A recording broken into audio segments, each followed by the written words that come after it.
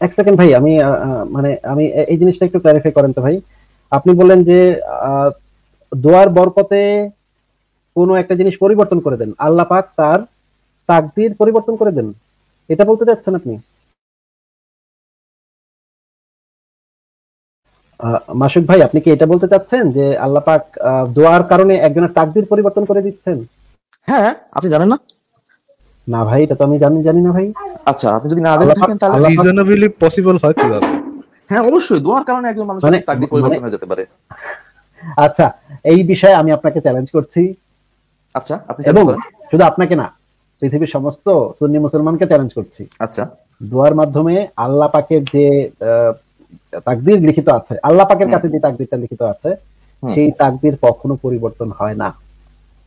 সেই তাকদীর আচ্ছা কখনো পরিবর্তন হয় না, সেটা অপরিবর্তনীয়। আচ্ছা, আমি আপনার যদি এখন প্রমাণ দিই তাহলে আপনি কি হচ্ছে বিশ্বাস করবেন কিনা আমি জানি না। আমার কাজ হচ্ছে প্রমাণ দেয়া। না না, অবশ্যই আল্লাহ, আপনি প্রমাণ দিবেন, আমিও প্রমাণ দিব। আমি আপনাকে বলি এক একটু সেকেন্ড। আমার কথাটা আচ্ছা একটু ঠিক আছে। আমার কথাটা একটু শুনে নেন। হ্যাঁ, আমি আপনাকে ডক্টর আবু বকর জাকারিয়া, যিনি হচ্ছেন বাংলাদেশের চিনি বর্তমান আমি, আপনি সময়ে, বলেন। আপনি চিহ্নিত হবে না ভাই, আমাদের দর্শকরা, অন্য দর্শকরা আছে, তাদের একটু ও জানতে আচ্ছা, হবে, সরি সরি, ভুল তারা হয়েছে। হয়তো জানে না অনেকে। ডক্টর আবু বকর জাকারিয়া, তিনি হচ্ছেন কুষ্টিয়া বিশ্ববিদ্যালয়ের ডিন, কুষ্টিয়া ইসলামী বিশ্ববিদ্যালয়ের, এবং তিনি মদিনা বিশ্ববিদ্যালয় থেকে পিএইচডি করা। বাংলাদেশের যে এখন শীর্ষ পর্যায়ের আলেম যিনি আছেন, তাদের ভিতরে তিনজনের নাম বললে ডক্টর আবু বকর জাকারিয়ার নাম বলতে হবে। তার ইউটিউব চ্যানেলে এই ভিডিওটা আছে, আপনারা যারা আছেন তারা গিয়ে তার ইউটিউব চ্যানেলে গিয়ে দেখেন যে তাকদীর বিষয়ে ডক্টর আবু বকর জাকারিয়া এটা সরাসরি বলে দিয়েছেন। তাকদীর আল্লাহর কাছে যে তাকদীর লিখিত আছে, সেই তাকদীর কখনোই পরিবর্তন হয় না, সেটা অপরিবর্তনীয়। সেটা আপনারা ইউটিউব চ্যানেল, এবং আমরা হাদিস থেকে এই জিনিসটা প্রমাণ করব, যে আজকে এখন যেহেতু মাসুক ভাই চলে এসে পড়েছেন, ওনার সাথে আলোচনাটা হবে, এই জিনিসটাই মজা হবে যে ওনার সাথে এই আলোচনাটা হবে, এটাই চাচ্ছিলাম। ভাই এই আলোচনা তো মানে আমার মনে হয় না হাদিসেও যাওয়া দরকার, এটা তো এটা তো নর্মাল সেন্স। আচ্ছা মাসুদ ভাই, সেন্সের কথা আমাকে না ভাই। একটা একটা ছোট প্রশ্ন উত্তর দিতে পারেন, খুব কুইক, আমরা একটা ছোট একটা কনভারসেশন করতে পারি। আচ্ছা, আল্লাহ কি অমনিসেন্ট কিনা? হ্যাঁ, অমনিসেন্ট কিনা? আল্লাহ কি সর্বজ্ঞাত কিনা? উনি মানে পাস্টে কি হয়েছে সেটা জানেন কিনা, বর্তমানে কি হবে সেটা জানেন কিনা, ফিউচারে কি হবে সেটা ইনডেফিনিটলি, মানে যেটা মাস্ট হবে ওরকম কি, যেটা হবেই হবে সেটা সম্পর্কে একেবারে অবগত কিনা? আচ্ছা। হ্যাঁ, আল্লাহ তাআলা তিনি একদম সৃষ্টি শুরু থেকে শেষ পর্যন্ত, এবং তার একেবারে শেষ পর্যন্ত, শুরু তো সৃষ্টি শেষ পর্যন্ত, এবং মানে একেবারে শেষ পর্যন্ত সবকিছু তিনি জানেন। তার জানার মানে ক্ষেত্রে কোনো কিছু ওনার জানার মধ্যে কি কোনো এরকম আছে যে পসিবিলিটি আছে যে উনি এটা হতে পারে ওটা হতে পারে, নাকি কি হবে সেটা তিনি অ্যাবসলিউটলি জানেন? অ্যাবসলিউটলি তিনি জানেন যে হচ্ছে তিনি কি হবে প্রথমে। আচ্ছা, তো মানে যিনি হচ্ছে অ্যাবসলিউটলি জানেন, একটা সেকেন্ড, যিনি অ্যাবসলিউটলি কোনো কিছু জানেন, হ্যাঁ, হুম, জি, অ্যাবসলিউটলি কি হবে এটা উনি হুম, অ্যাবসলিউটলি জানেন, হুম, এবং সেটা উনি লিখে রেখেছেন, হুম। সেটা চেঞ্জ হবে কিভাবে? যেটা তিনি লিখে রেখেছেন সেটা চেঞ্জ হবে কি করে? আচ্ছা, এখন আপনি এবার আপনার কাছে আমি একটা সূক্ষ্ম প্রশ্ন করি। প্রশ্নটা যদি সূক্ষ্ম কিনা আমি জানি না, যাই হোক আমি বললাম আর কি, আমার উপমা ব্যবহারে ভুল হতে পারে। যাই হোক আমি আপনাকে বলি, যেটা হচ্ছে মূল কথা হচ্ছে যে আল্লাহ তাআলা ওই যে যিনি সবকিছু জানেন, শুরু থেকে শেষ পর্যন্ত জানেন, একেবারে আগাগোড়া কোনো কিছুই তার জানার বাদ নেই, তিনি কি এই কথাটা জানেন না যে সে ওই দোয়াটা করবে? এটা আপনার কাছে আমার প্রশ্ন। হ্যাঁ, যদি অবশ্যই জানেন, তাহলে অবশ্যই জানেন। হ্যাঁ, তাহলে তো অবশ্যই জানেন। তাহলে এই চেঞ্জ হলো কারণে কেন? এই কারণে তাহলে তো চেঞ্জ তাহলে হলো না। চেঞ্জ হলো কিভাবে ভাই? আল্লাহ পাক যেটা লিখে রেখেছে সেটা তো দোয়ার কারণে চেঞ্জ হলো না, ওইটা তো হ্যাঁ, একই তিনি থাকলো। আপনি যে একটু তিনি আগে বলেছেন দোয়ার কারণে হুম তাকদীর চেঞ্জ হতে পারে, ভাই হুম আপনাকে জানাচ্ছি আপনার ভাই আকীদা ঠিক নাই। আমি ইসলাম হ্যাঁ, ত্যাগ করা একজন নাস্তিক, আমি বলে দিচ্ছি আপনাকে, আপনার আকীদা ঠিক নাই। আপনি হ্যাঁ, ডক্টর আবু বকর জাকারিয়াকে গিয়ে এই প্রশ্নটা করবেন, তিনি আপনাকে শুধরে হ্যাঁ, দিবেন। হ্যাঁ, একটু আচ্ছা, শেষ করি, আমি এটা প্রমাণও করবো এখন, হাদিস থেকে প্রমাণ করব, কোরআন হাদিস থেকে, এবং আপনাদের যে প্রখ্যাত একজন ইমাম শাইখুল ইসলাম আছেন, ইমাম ইবনে তাইমিয়া, ওনার গ্রন্থ থেকেও আমি এটা প্রমাণ করে দিতে পারবো। আচ্ছা, মানে যদিও সেই গ্রন্থটা বাংলায় নাই, ইংরেজিতে আমি দেখাতে পারবো। যাই হোক, ওইটা ওইটা সমস্যা নেই, আমি ওইটা বাদ ইংলিশ পড়তে দিলাম, পারি। ওইটা বাদ দিলাম। আমি হাদিস থেকে প্রমাণ করে দিতে পারবো, সেদিকে গেলাম না। তার আগে সেদিকে যাবো, হাদিসে অলরেডি অবশ্যই যাবো, রেফারেন্সে অবশ্যই যাবো, আমরা একটু পরে যাবো।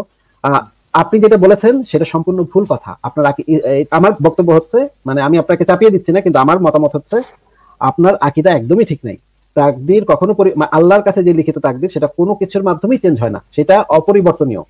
কিন্তু আল্লাহ পাক কতটুকু জানাবেন কতটুকু জানাবেন না, সেই জিনিসটা আল্লাহ পাক নির্ধারণ করেন। এটা হচ্ছে ইসলামের আকীদা। ইসলামের যারা সালফে সালেহিন সালাফি, যারা, তাদের আকীদা হচ্ছে এটা। আহলে সুন্নাত ওয়াল জামাতের আকীদা হচ্ছে এটা। আপনি কোন পন্থী আমি তো আসলে জানি না, আপনি হয়তো অন্য কোনো পন্থী হতে পারেন, আমার তো এখন সন্দেহ হচ্ছে যে আপনি হয়তো অন্য কোনো পন্থী হতে পারেন, কিন্তু আমরা মানে ইসলামের যে মেইন স্ট্রিম বলতে এই জিনিসটা কি বুঝি, আপনি হয়তো অন্য কিছু হতে পারেন। যাই হোক, আপনার আকীদা নিয়ে একটু কথা বলবো আমরা একটু পরে হাদিস থেকে। আপনাকে আমার যে প্রশ্নটা সেটা হচ্ছে যে আল্লাহ পাক কি মনে করেন যে আমি তো নাস্তিক হয়ে গেছি, আমি তো আগে মুসলিম ছিলাম, আমি যে নাস্তিক হয়ে গেলাম, এই যে নাস্তিক যে আমি হলাম, এটা কি আমার কোনো কাজের কারণে হয়েছে নাকি এটা আল্লাহ পাকই চেয়েছেন? এটা একটু বলেন তো ভাই। আচ্ছা, আপনি যে নাস্তিক হয়ে গেছেন সেটা আল্লাহ পাক চেয়েছেন কিনা। এখন এইটা যদি আপনি দেখেন, আপনার আমাদের কোরআনে আল্লাহ তাআলা উত্তর দিচ্ছেন এই ধরনের একটা, যেখানে আল্লাহ তাআলা বলছেন যে আমি মানুষ এবং জিন জাতির মধ্যে থেকে কাউকে কাউকে সৃষ্টি করেছি তারা জাহান্নামের জন্যই সৃষ্টি করেছে। এখন এবার ওই আয়াতেরই ও কন্টিনিউস, আল্লাহ কন্টিনিউস বলছেন যে তাদের বিবেক আছে কিন্তু তারা অনুধাবন করে না, উপলব্ধি করে না। তাদের এই আর এই আয়াতটা আমাকে হচ্ছে এই যে বিবেক মানে অন্তর আছে, অন্তকরণ আছে, কিন্তু তারা উপলব্ধি করে না, তাদের হচ্ছে যুক্তি খাটায় না। এই কথাটা এখানে আছে কিনা দেখতে হবে, শুনুন। আর যাই হোক, এটা হচ্ছে যুক্তি খাটায় ভাই, এখানে একটা ভুল বলেন।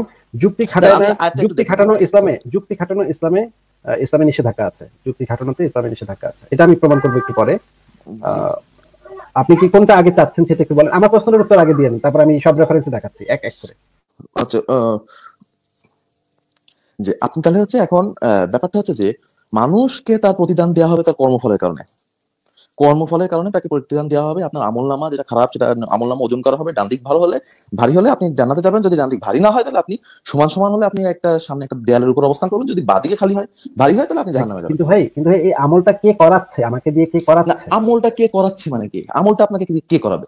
এখন আমার হচ্ছে প্রশ্ন হচ্ছে যে এখন ধরেন আমি একটা বললাম যে আমি একটা স্টুডেন্ট পড়াই, মনে করেন আমি একটা স্টুডেন্ট পড়াই, আমি হচ্ছে স্টুডেন্ট সারা বছর পড়তেছে, খুব পড়ালেখা করতেছে, আমি পরবর্তীতে বললাম যে তুমি তো পরীক্ষার হলে A+ পাবাই বা প্রথম হবাই, তোমার কেউ ঠেকাতে পারবে না, এই কথা আমি বললাম।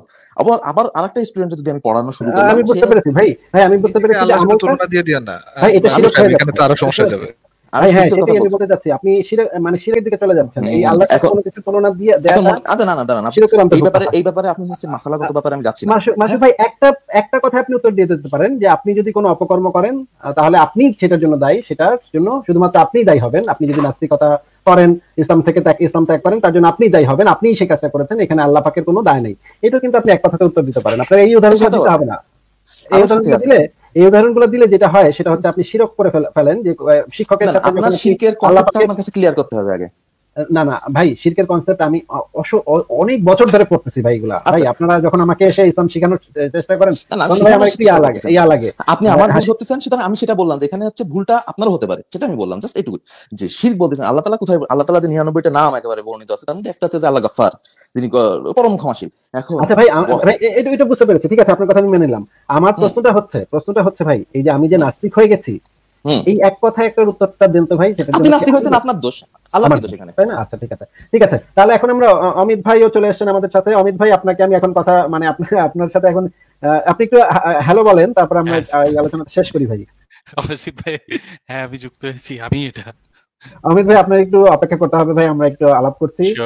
মানে আমাদের সাথে মাসুদ ভাই আছেন, ওনার সাথে একটু আলাপ করছি। আলাপটা আপনিও পার্টিসিপেট করতে পারেন, আপনার যদি কোনো ছোটখাটো প্রশ্ন থাকে তাহলে আপনি পার্টিসিপেট করতে পারেন।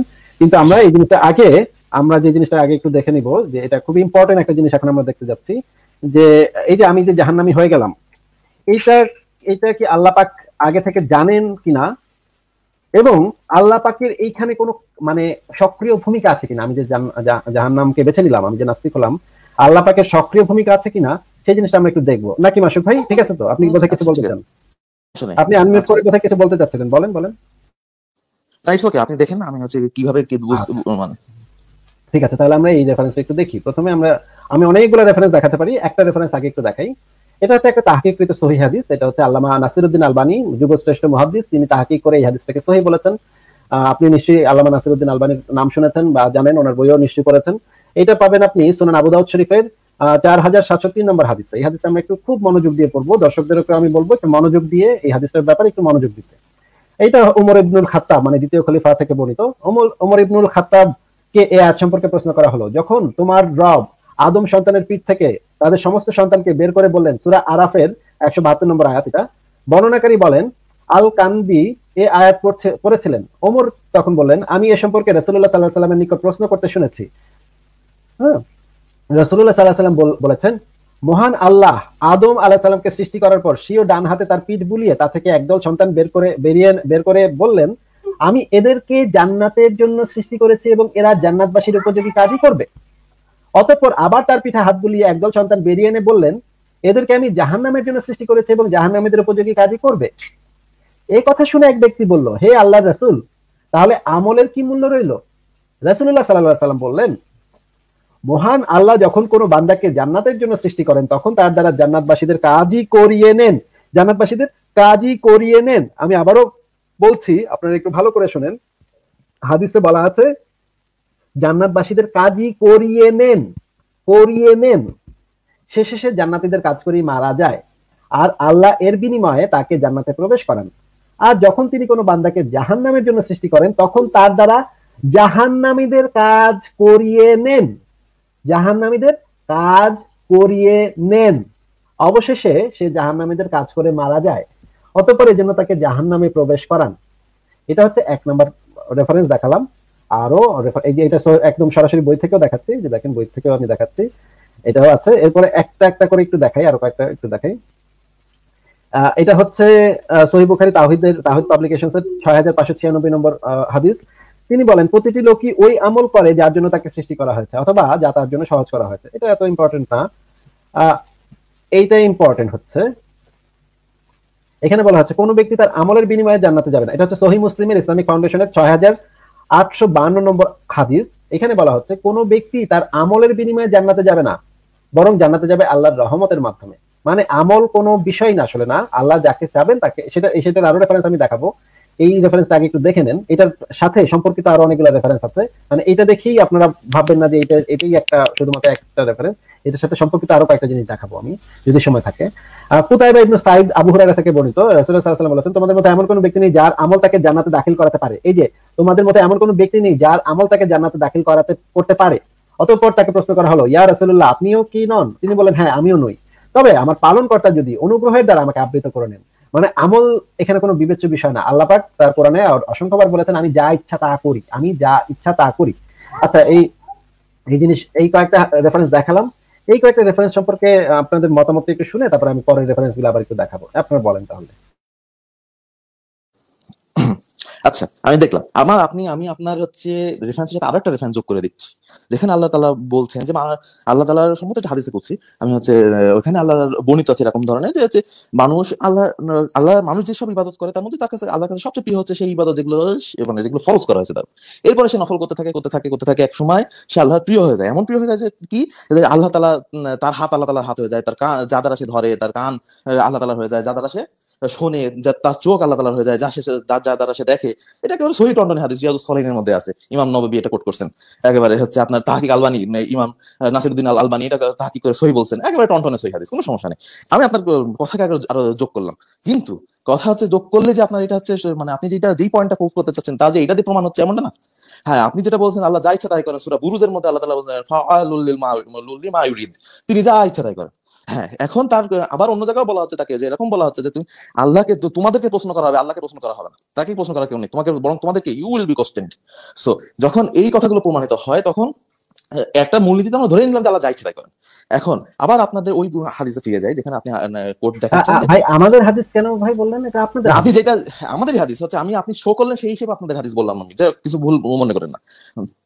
এই খুঁটিনাটি বিষয়গুলো ধরা আপাতত দরকার নেই, কারণ ওইটা সহিহ হাদিস আমি জানি, ওই হাদিস আমি নিজে পড়ছি, আপনারা আমাকে দেখানো লাগবে না। হচ্ছে ওই না ভাই, অন্য অনেক দর্শক হয়তো দেখেন এই হাদিসটা, তাদেরও আমি আবারও বলে দিচ্ছি যে আপনার সাথে যে আমি শুধু কথা বলছি তা কিন্তু না, এখানে অসংখ্য দর্শক আছেন, তারাও নতুন নতুন জিনিস জানলো, একটা হাদিস জানলো। আচ্ছা ঠিক আছে, না আপনি মুখে বললেও হতো, সমস্যা নেই। না, এটা আমরা কখনো করি না ভাই, আমরা মুখে মুখে বলি না, আমরা সরাসরি রেফারেন্সটা দেখি, যদি আমাদের কাছে রেফারেন্স না থাকে তাহলে আমরা সেই দাবিটা করি না। যতক্ষণ পর্যন্ত আমার কাছে ভ্যালিড রেফারেন্স, ভ্যালিড এভিডেন্স না থাকবে ততক্ষণ পর্যন্ত আমরা সেই দাবি করবই না। এটা আমাদের। আচ্ছা, আমরা শেষ থেকে শুরু করি। সেখানে শেষে যে হাদিসটা আল্লাহ আপনি দেখালেন, ওই হাদিসটা আমি পড়েছি যেখানে আল্লাহ রাসূল বলেছেন যে হচ্ছে কেউ তার আমলের বিনিময়ে জান্নাত। না, ওই যে আপনি আমাকে সেটার কথাটা একটু বলেন, যে জাহান্নামীদের কাজই করিয়ে নেন, জান্নাতীদের কাজই করিয়ে নেন। এটা কিন্তু আল্লাহ পাক, এখান থেকে বোঝা যাচ্ছে আল্লাহ পাক যে শুধুমাত্র জানে তা কিন্তু না।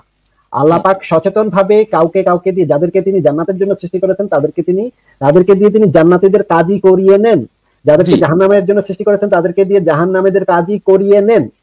এই জিনিসটা একটু বলেন আপনি। আচ্ছা, এটাই উনি আল্লাহ তাআলা যে কোনো মানুষকে যদি এখন এটা সূরা ইউসুফে আরেক জায়গায় বর্ণিত আছে, সূরা ইউসুফ আলাইহিস সালামের কল থেকে বর্ণিত আছে যে প্রত্যেকটা every soul is persistent enjoiner of evil. সূরা ইউসুফের 53 নম্বর আয়াতে আপনি যে দেখবেন পারসিস্টেন্ট এনজয়নার ইভিল, প্রত্যেকটা প্রাণী প্রত্যেকটা নাফসি একেবারে ক্রমাগত একেবারে পুরো consistent persistent enjoiner of evil, ইভিলের এনজয়নার। এখন ভাই আমি ভাই বুঝতে পারছি না আপনি কি উত্তর দিচ্ছেন, বুঝতে পারছি না আপনি। আমাকে আবার প্রশ্নটা আবার করি ফারাজ ভাই, আমি না ওনার উত্তরটা বুঝতে পারছি না, এই কারণে অনেক আপনি বুঝতে পারছেন না, উনি আপনি একটু ধৈর্য ধরে শুনলে সুবিধা হবে। একটু মাসুক ভাই, একটু মাসুক ভাই। ভাই সরি, আমি পানি খেতে গেছিলাম তো আমি শুনি নাই। আমি ফারাজ ভাই আমি আপনাকে বলি যে উনি আমাকে বললেন যে আমি যদি কোনো অন্যায় করি, আমি যদি কোনো অপকর্ম করি, একটু আগে উনি এই কথাটা বলেছেন যে আমি যে ইসলাম ত্যাগ করে এখন নাস্তিক হয়ে গেছি, এই যে এইটার জন্য সমস্ত দায় হচ্ছে আমার, আসিফ মহিউদ্দিন হচ্ছে সেটার জন্য দায়ী। এটা হচ্ছে না আল্লাহ পাকের কোনো ভূমিকা নাই, তিনি বলেছেন পরিষ্কার ভাবে বলেছেন তিনি আল্লাহ পাকের এখানে কোনো ভূমিকা নাই। একটু এক সেকেন্ড। তারপর আমি ওনাকে কয়েকটা রেফারেন্স দেখালাম। একটা রেফারেন্স হচ্ছে এরকম, আল্লাহ পাক যাদেরকে জান্নাতের জন্য সৃষ্টি করেন তাদেরকে দিয়ে জান্নাতীদের কাজই করিয়ে নেন, যাদেরকে আল্লাহ পাক জাহান্নামের জন্য সৃষ্টি করেন তাদেরকে দিয়ে আল্লাহ পাক জাহান্নামীদের কাজই করিয়ে নেন। এটা কিন্তু এমন না যে আল্লাহ পাক শুধুমাত্র জানে, তিনি সচেতন ভাবে কিছু কিছু মানুষকে দিয়ে জান্নাতীদের কাজ করান, আর সচেতন ভাবে কিছু কিছু মানুষকে দিয়ে জাহান্নামীদের কাজ করান এবং জাহান্নামে প্রবেশ করান। এখন আমি যে প্রশ্নটা করেছিলাম যে আমি যে ইসলাম ত্যাগ করে নাস্তিক হয়ে গেলাম, মুরতাদ হয়ে গেলাম, এবং এক্সাম্পল দেন, ফর এক্সাম্পল আবু লাহাব, তার কাছে কোনো অপশন ছিল না। আপনি নিজের কথাই ধরেন না কেন, আপনি কি আবু লাহাবের থেকে কম? আপনি তো আবু লাহাবের থেকে কম না। আমার কথা তো কোরআনে আসে নাই। যদি আবু লাহাব কোনোভাবে এই কাজটা মানে ওই অপশনটা থাকতো, তার কাছে ফ্রি উইলটা থাকতো যে সে ধর্মে ব্যাক করবে, এরকম ফ্রি উইল যদি থাকতো, তাহলে তো কোরআনে তার কথা লেখার কোনো যৌক্তিকতা ছিল না। কোরআনে যেহেতু লিখে দেওয়া হয়েছে। ঠিক আছে, তাহলে আবু লাহাবের উদাহরণটা তুললাম আমরা। আবু লাহাবকে তো আল্লাহ পাক তো সৃষ্টির সময় সে জাহান্নামের জন্য সৃষ্টি করেছে, তার পক্ষে তো কোনো অবস্থা, এবং তাকে দিয়ে আল্লাহ পাক জাহান্নামীদের কাজই করিয়ে নিয়েছে। এখন এইটা কিভাবে, উনি প্রথমে বলেছেন যে আমি যদি কোনো আকাম করি, নাস্তিক হয়ে যাই, মুরতাদ হয়ে যাই, ইসলাম ত্যাগ করি, এটার জন্য সম্পূর্ণ দায় আমার, এটার পেছনে আল্লাহ পাকের কোনো ভূমিকা নাই, এটার জন্য সমস্ত দায় আমি। কিন্তু এখন আমরা দেখতে পাচ্ছি আল্লাহ পাক সক্রিয় ভূমিকা পালন করেন, কাউকে কাউকে দিয়ে জাহান্নামীদের কাজ করেন, কাউকে কাউকে দিয়ে জান্নাতীদের কাজ করেন। এবং আবু লাহাবের জিনিসটা তিনি আগে থেকে সিদ্ধান্ত নিয়ে রাখছেন আবু লাহাবকে মানে একটা বাটা ফেলবেন। আবু লাহাব কোনো চয়েসই নাই, তার কাছে কোনো বিন্দুমাত্র কোনো চয়েস ছিল না, বেচারা আবু লাহাব মানে বাটে পড়ে গেল সে। আমার প্রশ্নটা হচ্ছে এটা যে এটার জন্য কি আমি দায়ী বা আবু লাহাব দায়ী, নাকি আল্লাহ পাক সেটা করিয়ে নিয়েছে? ভাই আপনি কোরআনের অমুক সূরায় কি লেখা আছে, তমুক সূরায় কি লেখা আছে, এইটা একটু শর্ট করে আপনি আপনার কথা দুটোর ভিতরে যে কন্ট্রাডিকশন, এই কন্ট্রাডিকশনটাকে আপনি কিভাবে মেলাবেন সেটা নিয়ে একটু বলেন ভাই। এটা তো বললাম আমি যে আয়াতটা কোট করেছি, ওই আয়াতটা আপনি একটু দেখবেন, ওইখানে দেখবেন যে হচ্ছে আল্লাহ তাআলা ওইখানে কোরআনে আয়াত আল্লাহ ওইখানে বর্ণিত আছে এই কথা যে আল্লাহ যার উপর রহমত করেন ছেড়ে দিত, খারাপ কাজ করে না। তাহলে এখন আল্লাহ আপনার উপর রহমত করবে অথবা আপনার উপর রহমত করবে না, সেটা আল্লাহর ব্যাপার, সে দোষটা আপনার না। আল্লাহ যদি মানে সেই দায়ভার তো আপনার না। আমি আল্লাহ আমার উপর রহমত করতে পারেন অথবা নাও করতে পারেন, আল্লাহ রাসূলের উপর রহমত করছেন, তিনি বেশি করছেন, আমাদের থেকে বেশি করছেন, সুতরাং তার চরিত্র আমাদের থেকে ভালো। অন্যান্য আর যার উপর রহমত থেকে আল্লাহ তাআলা করছেন। ভাই আমি তো রহমতের কথা বলি নাই ভাই, আপনি তো তার পয়েন্টটা মানে অ্যাড্রেস করতেছেন না। মানে তিনি তো দায়ভার আল্লাহর হাতে দিচ্ছেন, যে আল্লাহ রহমত করলে তারপরে হচ্ছে যে আপনি জান্নাতে যেতে পারবেন, আল্লাহ যদি রহমত না করে তাহলে আপনি জান্নাতে যেতে পারবেন না, বা আপনি ইবদিনের কথা সে তো আপনার সাথে একমতই করে। ভাই আপনি প্রথমে বললেন যে আমার কোনো এখানে আমারই দায়, আমাকে শেষ করতে দেন। আপনি আমার সাথে তর্ক করছেন, ঠিক আছে, অবশ্যই ভালো কথা, আমি তো বলছি না যে আপনি আমার সাথে তর্ক করেন না, কিন্তু তর্ক করতে গেলে তো আমাকে আমার পয়েন্টটা ড্র করতে দিতে হবে, আমাকে শেষ করতে দিতে হবে। আপনি মাঝখান থেকে তো থামাই দিলে আপনি বুঝতে পারবেন না। আপনি তো একটু আগে ওই ভাইয়ের সাথে তর্ক করলেন, যেখানে বললেন যে আপনার ওই আপনি পালাই গেছেন, সেটা হচ্ছে মাঝখান থেকে কাট পেস্ট করা, তখন এটা জিনিসটা অর্থ চেঞ্জ হতে পারে। হচ্ছে এখন আল্লাহ তাআলা রহমত করলে, যদি আল্লাহ তাআলা রহমত করে তাহলে আপনি কি করবেন? ভালো কাজ করবেন। এখন কাজটা কে করলেন? আপনি করলেন। এখন দলিলটা এটা কি, এটা আপনি কি বললেন ভাই? মানে আল্লাহ তাআলা রহমত করলে, এই লাইনটা আরেকবার আপনি বলেন তো আবরার সাহেব, আপনি কথাটা বলেন। আবার বলেন তো ভাই লাইনটা। আপনি বলেন যদি আল্লাহ রহমত করে তাহলে আমি করতে পারবো, আল্লাহ যদি রহমত করে তাহলে আমি দিনের বুঝতে পারবো। তাহলে ফার্স্ট স্টেপটা আমার না আল্লাহ। না ফারাজ ভাই এরপরের লাইনটা বলেছেন, তাহলে দায়ী কে আপনি? মানে কি সুন্দর দরবার করে উনি বলে গেলেন একটা কথা, মানে যেন আমরা ভালোভাবে বুঝতে না পারি। মিস ইন্টারপ্রিটেশন হয়ে গেল, কোরআনের মিস ইন্টারপ্রিটেশন হয়ে গেল না। মানে ফারাজ ভাই আমি যদি আপনাকে বলি যে আমি যদি আপনাকে টাকা দিই তাহলে আপনি এটা কিনতে পারবেন, নাইলে কিনতে পারবেন না, তাহলে দায়কে কিনছেন কেন? কেনার দায়টা আপনার, আপনি যে এটা কিনছেন সেটা কি কিনবো না সেটার দায়ভার আমার, সেটার দায়ভার তো আমার না। আপনি যদি টাকা দেন তাহলে আমি কিনতে পারবো। হ্যাঁ, এখন মনে করেন যে আমি একজনকে হাদিয়া দিলাম 500 টাকা, সেই হাদিয়া দিয়ে সে 500 টাকা দিয়ে মদ কিনে খাবে। এখন এইটা হচ্ছে ব্যাপারটা এরকম যে আল্লাহ তাআলা রহমত করলে আপনি ভালো কাজ করতে পারবেন, আপনার আল্লাহ তাআলা রহমত না করলে না। আমি আপনাকে যে হাদিসটা দেখিয়েছি সেখানে শুধু রহমত না, আল্লাহ পাক জান্নাতীদের কাজ করিয়ে নেন সেটা বলা আছে ভাই। সেটা করিয়ে নেন তো, তা সেটা তো বলতেছি আমি যে তিনি ভাই না না না, এমন না যে আমি ফারাজ ভাইকে 500 টাকা দিলাম, শুধু এটাই না, আমি ফারাজ ভাইকে দিয়ে 500 টাকা দিয়ে উনি কি কিনবেন সেই কাজটাও কেনাটাও করিয়ে নিয়েছি। 500 টাকা দেয়াটা এবং ওই 500 টাকা দিয়ে উনি কোন জিনিসটা কিনবেন সেই কেনানোটা করিয়ে নেওয়াটা আসিফ ভাই একটা মজার জিনিস কি জানেন, আপনি যখন বললেন যে 500 টাকার কথাটা, এটার সাথে তুলনা কি দিলেন আল্লাহর রহমতের বিষয়টা। এখন আল্লাহর রহমত দিয়ে তো আমি মদ খাবো না, রাইট? আল্লাহ যদি রহমত করে তাহলে তো এটা দিয়ে মদ খাবো না, আমি এটা দিয়ে দিনের পথে আসবো। তো জিনিসটা ডিপেন্ড করতেছে, আল্লাহ যদি আমাকে রহমত করে তাহলে আমি কিসে যাবো? দিনের পথে যাবো। তাহলে তো প্রি কন্ডিশনটা কোথায়? প্রি কন্ডিশনটা হচ্ছে আল্লাহর রহমতের উপর ডিপেন্ড করতেছে, নট আমার কাজের উপর ডিপেন্ড করতেছে। প্রথম কাজটা বা প্রথম স্টেপটা হচ্ছে আল্লাহ, সেইটার দায়ভার তো আপনি আমার উপর দিতে পারতেছে না, যেখানে প্রথম স্টেপটা হতে হবে আল্লাহর। হ্যাঁ, এটা তো আমি বলতেছি তো। আর এটা তো আমি কেন বলতেছি, আপনি কি এই পয়েন্টের সাথে একমত যে দিনের পথে আসতে হলে প্রথম স্টেপটা আল্লাহকে দিতে হবে? যদি দিনের পথ, তার মানে দিনের পথে যে যাবে না তারও প্রথম স্টেপটা আল্লাহ নেয় নেই দেখে সে দিনের পথে যাচ্ছে না। তার মানে এখানে তো আসিফ মহিউদ্দিন যে নাস্তিক হয়েছেন সেটা তো আপনি যে বললেন যে তিনি তার দায়ভার, এই কথার সাথে তো কন্ট্রাডিক্টরি হয়ে গেল আপনার পজিশনটা। এখন হয়ে যাচ্ছে যে আল্লাহ যেহেতু আসিফ মহিউদ্দিনের উপর রহমত করেন এবং আমার উপর রহমত করেনি, সেহেতু আমি এবং আসিফ মহিউদ্দিন সাহেব আমরা দুজন নাস্তিক হয়েছি। হ্যাঁ, তাহলে আপনার প্রথম ক্লেমের সাথে আপনার এখনকার পজিশনটা কি হলো? কন্ট্রাডিকশন হয়ে গেল। এই জিনিসটা আমরা একটু কোরআন থেকেও দেখে নিই ফারাজ ভাই, এই জিনিসটা আমরা একটু কোরআন থেকেও দেখে নিই। সূরা তাকবীরের 29 নম্বর আয়াতে যে জিনিসটা বলা আছে, তোমরা ইচ্ছা করো না, হ্যাঁ আমি এটা বের করেছি, তোমরা ইচ্ছা করো না যদি বিশ্ব জগতের প্রতিপালক ইচ্ছা না করেন, মানে আলবায়ন ফাউন্ডেশনের অনুবাদে বলা আছে, আর তোমরা ইচ্ছা করতে পারো না যদি না সৃষ্টিকুলের রব আল্লাহ ইচ্ছা করেন। মানে আমরা যে দিনের পথে আসার জন্য ইচ্ছাটা করব, ইচ্ছাটা এমনকি ইচ্ছাটাও যে করব, করাটা তো দূরের কথা, ইচ্ছাটাও আল্লাহর উপরে নির্ভরশীল। আল্লাহ পাক যদি না চান আমরা ইচ্ছাটাও করতে পারবো না। তাহলে ভাই আমি যে নাস্তিক হলাম এটার জন্য দায়ী কে, আমি নাকি আল্লাহ? আবারও প্রশ্নটা করছি। আচ্ছা, অদ্ভুত ব্যাপার। আপনি হচ্ছে যে জিনিসটা একটা সাধারণ ব্যাপার, আপনি কেন বুঝতেছেন আল্লাহ জানে। হচ্ছে যে জিনিসটা হচ্ছে আল্লাহ বলছেন যে তোমরা ইচ্ছা করো না যতক্ষণ না পর্যন্ত আমি ইচ্ছা করি, রব্বুল আলামিন। তখন হচ্ছে এই কথাটা আল্লাহ তাআলা বলছেন সূরা তাকবীরের লাস্টের আয়াতে। একদম সত্যি কথা, আমি হচ্ছে আপনাকে বলতাম, আপনি না দেখানোর আগে আপনি সময় দিলে আমি বলতাম। এখন আপনি যে ইচ্ছা করবেন না সেটা হচ্ছে আল্লাহ, আপনি ইচ্ছা করলেন না ভালো কথা, কিন্তু হচ্ছে আপনি যে ইচ্ছা করলেন না আপনি ভালো পথে, তার আগের ইচ্ছা আমি কিভাবে করব? আল্লাহ পাক বলে দিচ্ছেন ইচ্ছাটাও আমি করতে পারবো না, তো সেই আল্লাহ পাকের নির্দেশ ছাড়া তো ইচ্ছাও করতে পারবো না। না, পারবেন না তো। হ্যাঁ, সেটা তাহলে সেটার দায়টা আপনি যে একটু আগে বললেন আমি যে নাস্তিক আছি, এটার দায় সম্পূর্ণ আমার, এটার পিছনে আল্লাহ পাকের কোনো দায় নাই। আপনার কথাটা দুইটা এবং এইজন্যই এবং এইজন্যই কিন্তু আমরা মুক্ত হয়নি। আপনি মনে হয় আবার ইনকনসিস্টেন্সির দিকে একটু আগাচ্ছেন। এই জন্যই কিন্তু আমাদের কাছে এই জিনিসটা ডিফিকাল্ট। আপনারা রেফারেন্স দেখাচ্ছেন, একটা রেফারেন্স বলতেছেন ঠিকই, যেটা লেখা আছে সেটা বলতেছেন, কিন্তু ওটা থেকে আমাদেরকে কনক্লুশন দিচ্ছেন একটা ডিফারেন্ট জিনিস। প্রথম কন্ডিশনটা, প্রি কন্ডিশনটা কার যাচ্ছে? প্রি কন্ডিশনটা যাচ্ছে আল্লাহ পাকের, যে উনি যদি ইচ্ছা করেন তাহলে আমাদের এই ইচ্ছাটা হবে যে দিনের পথে আমরা যেতে পারবো। উনি যদি ইচ্ছা না করেন তাহলে আমাদের সেই ইচ্ছাটা আসবে না। মানে আমরা ডিপেন্ডেন্ট কিসের উপরে? আমরা ডিপেন্ডেন্ট আল্লাহ পাকের ইচ্ছার উপরে। যদি আল্লাহ পাকের ইচ্ছার উপরে আমরা ডিপেন্ডেন্ট হয়ে থাকি তাহলে তো আপনি কখনোই আমাদেরকে বলতে পারেন না, কোনোভাবেই বলতে পারেন না যে আমরা নাস্তিক হয়েছি, এটার দায়ভার সম্পূর্ণ আমার না, এটার দায়ভার সম্পূর্ণ আমার না, বা আসিফ মহিউদ্দিন ভাইয়েরও না। এটা সম্পূর্ণ দায়ভার বা এটার প্রাইমারি দায়ভার হচ্ছে আপনার আল্লাহ পাকের উপরে। সম্পূর্ণ ফারাজ ভাই, সম্পূর্ণ দায়ভার হচ্ছে আল্লাহ পাকের, কারণ আমি তো ইচ্ছাই করতে পারবো না।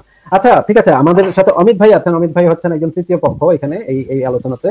অমিত ভাইকে আমি একটা প্রশ্ন করি। অমিত ভাই, এই যে আমরা যে আলোচনাটা করছি, আমাদের মাসুদ ভাই উনি বলছেন যে আমি যে নাস্তিক হয়ে গেছি, ইসলাম ত্যাগ করেছি, এটা সম্পূর্ণ দায়ভার আমার, মানে আসিফ মহিউদ্দিনের। এটার পেছনে আল্লাহ পাকের কোনো ভূমিকা নেই। এটা আল্লাহ পাক কেন এটা দায় নিতে যাবে? আমি আকাম করবো, আল্লাহ পাক দায় নিবে নাকি? আমি আকাম কম করবো, নাস্তিক হয়ে যাবে, এটা দায় আল্লাহ নিবে নাকি? যৌক্তিক কথা, খুবই যৌক্তিক কথা। কিন্তু আমি ওনাকে যে হাদিস এবং যে কোরআনের আয়াত দেখালাম সেখানে বলা হচ্ছে আমি এমন কোনো ইচ্ছাও করতে পারবো না আল্লাহ পাকের হুকুম ছাড়া, বা আল্লাহ পাক যদি ইচ্ছা না করে তাহলে আমি কোনো কিছু করতে ইচ্ছাটা পর্যন্ত করতে পারবো না। এবং একই সাথে আমি হাদিসের রেফারেন্স দেখালাম যে আল্লাহ পাক কিছু মানুষকে জাহান্নামের জন্য সৃষ্টি করে তাদেরকে দিয়ে জাহান্নামীদের কাজ করিয়ে নেন, আবার কিছু লোকে জান্নাতের জন্য সৃষ্টি করে তাদেরকে দিয়ে জান্নাতীদের কাজ করিয়ে নেন। এরপরে যাদেরকে যেই কারণে সৃষ্টি করেছেন তাদেরকে সেই জায়গায় প্রেরণ করেন, মানে জান্নাতে এবং জাহান্নামে প্রেরণ করেন। তাহলে এখন আমি এই রেফারেন্স গুলো দেখানোর পরে আমি জিজ্ঞাসা করলাম তাহলে আমার দায় এখানে কোথায়? উনি বললেন যে এই রেফারেন্স গুলো থেকে নাকি এটাই প্রমাণিত হয় যে আমি এটার জন্য দায়ী। অমিত ভাই, আপনি তো একজন তৃতীয় পক্ষ, আপনি কি বুঝলেন এখান থেকে? ভাই আমার তো একটা মনে একটা হয় একটা ছোট কথা হাদিস বলতে পারি, একটা ছোট কথা বলতে পারি এখানে। যদি আসিফ মহিউদ্দিন খোদ আল্লাহ পাক হয়ে থাকেন, তাহলে আসিফ মহিউদ্দিন যে নাস্তিক হয়েছেন সেটার দায়ভার আসিফ মহিউদ্দিনের উপরে, এবং আমি যদি খোদ আল্লাহ পাক হয়ে থাকি তাহলে আমি বলতে পারি যে আমি যে নাস্তিক হয়েছি তার দায়ভার সম্পূর্ণ আমার উপরে। আমারও কিন্তু মনে হয় এতে আমার কোনো দায়ভার নেই, আর এটা পুরোপুরি ঈশ্বরের উপরে, আল্লাহর উপরে ডিপেন্ড করছে। আমার তো এখানে কিছু, I don't have any say over here. যদি এই কোরআন এবং হাদিসগুলো সত্য হয়ে থাকে, তাহলে তো আমার তো কোনো, বা আবুল আহাবের তো কোনো দায় ছিল না, বা আব্দুল আহাবের কোনো দোষ ছিল না, বেচারা ফাইসা গেছে, একটা বিপদের ভিতরে ফাইসা গেছে, তাকে দিয়ে আল্লাহ পাক করায় নিচ্ছে এই আকাম কুকাম, তাই না? অবশ্যই। আচ্ছা, মাসুদ ভাই ওনার ইয়াটা বলবেন। আমাদের সাথে হ্যাঁ জিও শিশোকা ভাইও যুক্ত হয়েছেন। জিও শিশোকা ভাই, আপনি একটু আওয়াজ করেন তো ভাই। জি ভাই, শোনা যাচ্ছে? হ্যাঁ ভাই, আপনাকে শিওর হলাম যে আপনি কিনা। তাহলে আপনারা একটু থাকেন, আমি ভাই 3-4 মিনিট একটু ব্রেক নিয়ে আসছি, আপনারা একটু কথা বলেন, আমি একটু আসছি। হ্যাঁ আচ্ছা আচ্ছা ভাই, আচ্ছা ভাই। মাসুদ ভাই, আপনি বলেন তাহলে, আপনি আপনি আলোচনাটা চালান, আমি এক্ষুনি চলে আসবো ভাই, একটু কাজটা সেরে আসি, একটা ছোট কাজ। আচ্ছা ঠিক আছে। জি আপনার যে মাসুদ সাহেব, আপনি আপনি বলেন। জি আচ্ছা, আপনার যে পয়েন্টটা দেখেন সূরা তাকবীরে যে একটা লাস্টে একটা আল্লাহ তাআলা বলছেন যে তোমরা ইচ্ছা করো না যদি না আল্লাহ ইচ্ছা করেন রব্বুল আলামিন। এখন জি এই কথাটা হচ্ছে, জি এটা অবশ্যই সত্যি কথা, আমরা স্বীকার করছি। এইটা হচ্ছে তার আগের আয়াতটা আমাকে দেখতে হবে, এই আয়াতটার ইয়ে করতে হবে। কি আয়াত? তোমরা হচ্ছে পুরো সূরাটা এইভাবে বর্ণনা করা আছে যে তোমরা যদি তোমাদের ইচ্ছা হয় তাহলে তোমার হেদায়েতের পথে তোমরা টেক এ রাইট কোর্স, একটা সঠিক পথ অনুসরণ করো। না না না, Please, আপনার ভাই আপনি তো এখনই কথাটা ঘুরে দিলেন। আমাদের না না, ইচ্ছার উপর ডিপেন্ড করছে না তো, আল্লাহ পাকের ইচ্ছার উপর হ্যাঁ ডিপেন্ড আপনি করছে। আমাকে শেষ করতে দেন। ওকে, আপনি হচ্ছে আমাকে শেষ করতে দেন, আমি বলছি। যেখানে ওই সূরাটা আপনি যদি যিনি রেফারেন্স দেখাচ্ছিলেন ওই রেফারেন্সটা আপনি উনি একটু দেখাবেন, আপনি ওই সূরাটাই বের করবেন, বের করে দেখেন তার আগের আয়াতে আল্লাহ তাআলা কি বলছেন। আপনি ওই আগের আয়াতে আপনি মেহেরবানি করে একটু দেখবেন, ওখানে যেটা বলছে সেটা হচ্ছে এই যে তোমাদের যদি ইচ্ছা হয় তাহলে তোমরা হচ্ছে একটা সঠিক পথ অনুসরণ করো। তারপরে বলছে বাট তোমরা ইচ্ছা করো না যদি না আল্লাহ তাআলা ইচ্ছা করেন রব্বুল আলামিন। এটা হচ্ছে মূল কথা। তাহলে এখান থেকে কি বোঝা গেল? যদি আল্লাহ তাআলা ইচ্ছা করেন, আল্লাহ তাআলা ইচ্ছা করেন তাহলে তোমরা ভালো পথ, সঠিক পথটা নিতে পারবা। আর যদি আল্লাহ তাআলা ইচ্ছা না করেন তাহলে তোমরা হচ্ছে এই ওই কে ইচ্ছা না করলে আমি নিতে পারবো না সঠিক পথ? না না, আপনি হচ্ছে আল্লাহ তাআলা ইচ্ছা না করলে আপনি সঠিক পথ নিতে পারবেন না, আপনি সেটা অনুসরণ তাহলে করতে পারবেন। প্রাইমারি স্টেপটা কার, আমার নাকি আল্লাহ পাকের? যে হ্যাঁ, তাহলে তো ওইখানে ওই হাদিসের সাথে সামঞ্জস্য হলো যে তোমরা তোমাদের আমলের দ্বারা ইয়ে যেতে পারবা না, তোমরা হচ্ছে জি আল্লাহ তাহলে রহমতের। তাহলে মানে ইয়েটা কার, মানে স্টেপটা কার, প্রাইমারি স্টেপটা কার? আমি ভালো করব বা খারাপ করব, আমি দিনের পথে আসবো খারাপ নাকি করার দিনের কথা পথ আসছে না, থেকে পজিটিভ কথা আছে। দুটো, না না একটা দুটোই জিনিসকে দুটো মিশানো যাবে না। না না না দুটোই দুটোই মনে করেন, আমি যদি ধরেন আল্লাহ পাক ইচ্ছা করলে, আমি হুম আল্লাহ পাক ইচ্ছা করলে আমি ভালো কাজ করতে পারবো, হ্যাঁ, আল্লাহ হুম পাক ইচ্ছা যদি জি না করেন তাহলে আমি ভালো কাজ করতে হুম পারবো না। তাহলে এই যে আমি ভালো কাজটা করতে পারতেছি না, সেটাও তো আল্লাহ পাকের ইচ্ছার উপর ডিপেন্ড করতেছে। হ্যাঁ ভালো এবং খারাপ দুটোই আল্লাহ পাকের আহা ইচ্ছার উপর ডিপেন্ড করতেছে। না না, আমার কথাটা শুনে না। আমি যদি ভালো কাজ করতে চাই বা ভালো কাজ করতে চাই, এবং আমার চাওয়াটা যদি ডিপেন্ড করে আল্লাহ পাকের ইচ্ছার উপরে, আমি যদি ভালো কাজ আমি যদি খারাপ কাজ করতে ইচ্ছা করি বা ভালো কাজ করতে ইচ্ছা করি, সেটা যদি আল্লাহ পাকের ইচ্ছার উপর ডিপেন্ড করে, তাহলে তো প্রাইমারি স্টেপটা আল্লাহ পাকের, খোদ আল্লাহ পাকের নিজের, আমার ইচ্ছার উপর ডিপেন্ড করছে না। আমি যে নাস্তিক হয়েছি সেটা কেন? কেননা আল্লাহ পাকের ইচ্ছা হয় নাই যে আমি দিনের পথে আসি বা আমি আপনাদের ইসলাম ধর্মে টিকে থাকি। এটা আল্লাহ পাকের ইচ্ছা হয় নাই। সুতরাং আপনি তো এই সেন্স থেকে কখনোই বলতে পারেন না যে আমি নাস্তিক হয়েছি আমার সম্পূর্ণ দায়ভারে। না, আমি নাস্তিক হয়েছি এটার দায়ভারটা হচ্ছে আল্লাহ পাকের। যেমন আপনি দিনদার হয়েছেন, আপনি দিনের পথে আছেন, সেটা দায়ভার কার? সেটাও দায়ভার আল্লাহ পাকের। কারণ আল্লাহ আপনার উপর আল্লাহ পাকের ইচ্ছা হয়েছে এবং আমার উপরে হ্যাঁ আল্লাহ পাকের ইচ্ছা হয়নি। এবং ইচ্ছা হয় আপনি না। কিন্তু এই কনক্লুশনের সাথে একমত হয়েও আপনি কোন সেন্সে বিরোধিতা করতেছেন? হ্যাঁ আমি আমি আসছি, আমাকে একটু দেন। আল্লাহ তাআলা বলছেন যে আল্লাহ তাআলা যাকে ইচ্ছা তাকে হেদায়েত দান করেন। এই কোরআনের মধ্যে আল্লাহ তাআলা বলছেন আল্লাহ তাআলা যাকে ইচ্ছা তাকে হেদায়েত দান করেন। আবার তিনি বলতেছেন তিনি সবাইকে, সমস্ত মানুষদের থেকে হেদায়েত দিতে পারতেন, কিন্তু আবার আরেকটা কথা তিনি বলতেছেন, কিন্তু আল্লাহর কথা যেটা আল্লাহর ওয়ার্ড সেটা অবশ্যই ফুলফিল হবে। সেটা কি? তিনি সেখানেই বলে দিচ্ছেন যে হচ্ছে আমি নিশ্চয়ই মানুষ এবং জিন জাতিদেরকে দিয়ে জাহান্নাম পূর্ণ করবো। তো এটা আল্লাহর ওয়ার্ড, এটা আল্লাহ শয়তানের সামনে যখন বলেছিল যে তোমার শয়তানের সামনে এই কথাটা তিনি বলেছিলেন, যখন বললেন তখন তিনি এই কথাটা তার পূরণ হবেই হবে। সো তিনি সবাইকে হেদায়েত দেন না। এইবার বলেন আপনার পয়েন্টটা, আমি হচ্ছে আপনি যেটা খারাপ কাজ করতেছেন সেটা আপনার উপরেই, আপনি যদি ভালো কাজ করেন না না না না না, মাসুদ ভাই একটু থামাচ্ছি। মনে করেন যে আমি যদি একটা ধর্ষণ করি, কি বলেন আসিফ ভাই? ফারাজ ভাই এক সেকেন্ড, আমি যদি একটা ধর্ষণ করি, এটার দায়টা কার ভাই? আপনার। আচ্ছা ঠিক আছে, এই জিনিসটা আমরা একটু রেফারেন্স থেকে, হাদিস থেকে একটু দেখে নিই, হ্যাঁ, যে এটার দায়টা আসলে কার। ঠিক আছে, আর আমি ধরুন একটা হসপিটাল তৈরি করলাম, এই দায়টা কার? আমি একটা বিশাল ভালো কাজ করলাম, এই দায়টা কার? যদি আপনার নিয়ত ঠিক থাকে, নিয়ত এই যদি দায়টা একলাস কার? থাকে, যদি না, যদি কথা না, যদি কথা না, দায়টা কার? খুব সংক্ষেপে একটা ছোট্ট উত্তর চাইছি। এখানে তো দায় আসতেছে না। এটা অমিত ভাই এক সেকেন্ড, আমি রেফারেন্স একটু দেখাই নি ভাই, এটা একটু দেখাই নি। এটা হচ্ছে সহিহ মুসলিমের ইসলামিক ফাউন্ডেশনের 6513 নম্বর হাদিস। এখানে পরিচ্ছদে বলা আছে বনি আদমের জিনা ইত্যাদির অংশ পূর্ব নির্ধারিত। মানে আমি যে ধর্ষণের কথা একটু আগে বললাম, ধর্ষণ হচ্ছে জিনার অন্তর্ভুক্ত। দুই ধরনের জিনা আছে, এটা এক ধরনের জিনা হচ্ছে ধর্ষণ। এই যে জিনাটা, যে এই জিনাটা পূর্ব নির্ধারিত, এই বিষয়ে কি বলা হচ্ছে শুনি আমরা। আবু হুরায়রা সূত্রে নবী সাল্লাল্লাহু আলাইহি ওয়াসাল্লাম থেকে বর্ণিত, তিনি বলেন আদম সন্তানের উপর জিনার যে অংশ লিপিবদ্ধ আছে সে তা অবশ্যই সে প্রাপ্ত হবে, অবশ্যই সে প্রাপ্ত হবে। দু চোখের জিনা হলো দৃষ্টিপাত করে, ব্লা ব্লা ব্লা ব্লা ব্লা। আচ্ছা, আরেকটা হাদিস দেখি, এই যে 6512 নম্বর হাদিস। এখানে বলা হচ্ছে বনি আদম, আল্লাহ আদম সন্তানের জিনার যে অংশ নির্ধারণ করেছেন তা সে অবশ্যই পাবে, করবে।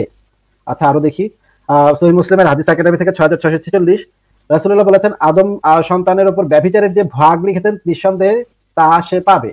সহিহ হাদিস, সবগুলা সহিহ হাদিস। মহান আল্লাহ তাআলা, এটা হচ্ছে সুনান আবু দাউদ শরীফে তাহকিককৃত, একটা অংশ মধ্যে জিনার একটি অংশ নির্ধারণ করে রেখেছেন যা সে অবশ্যই করবে।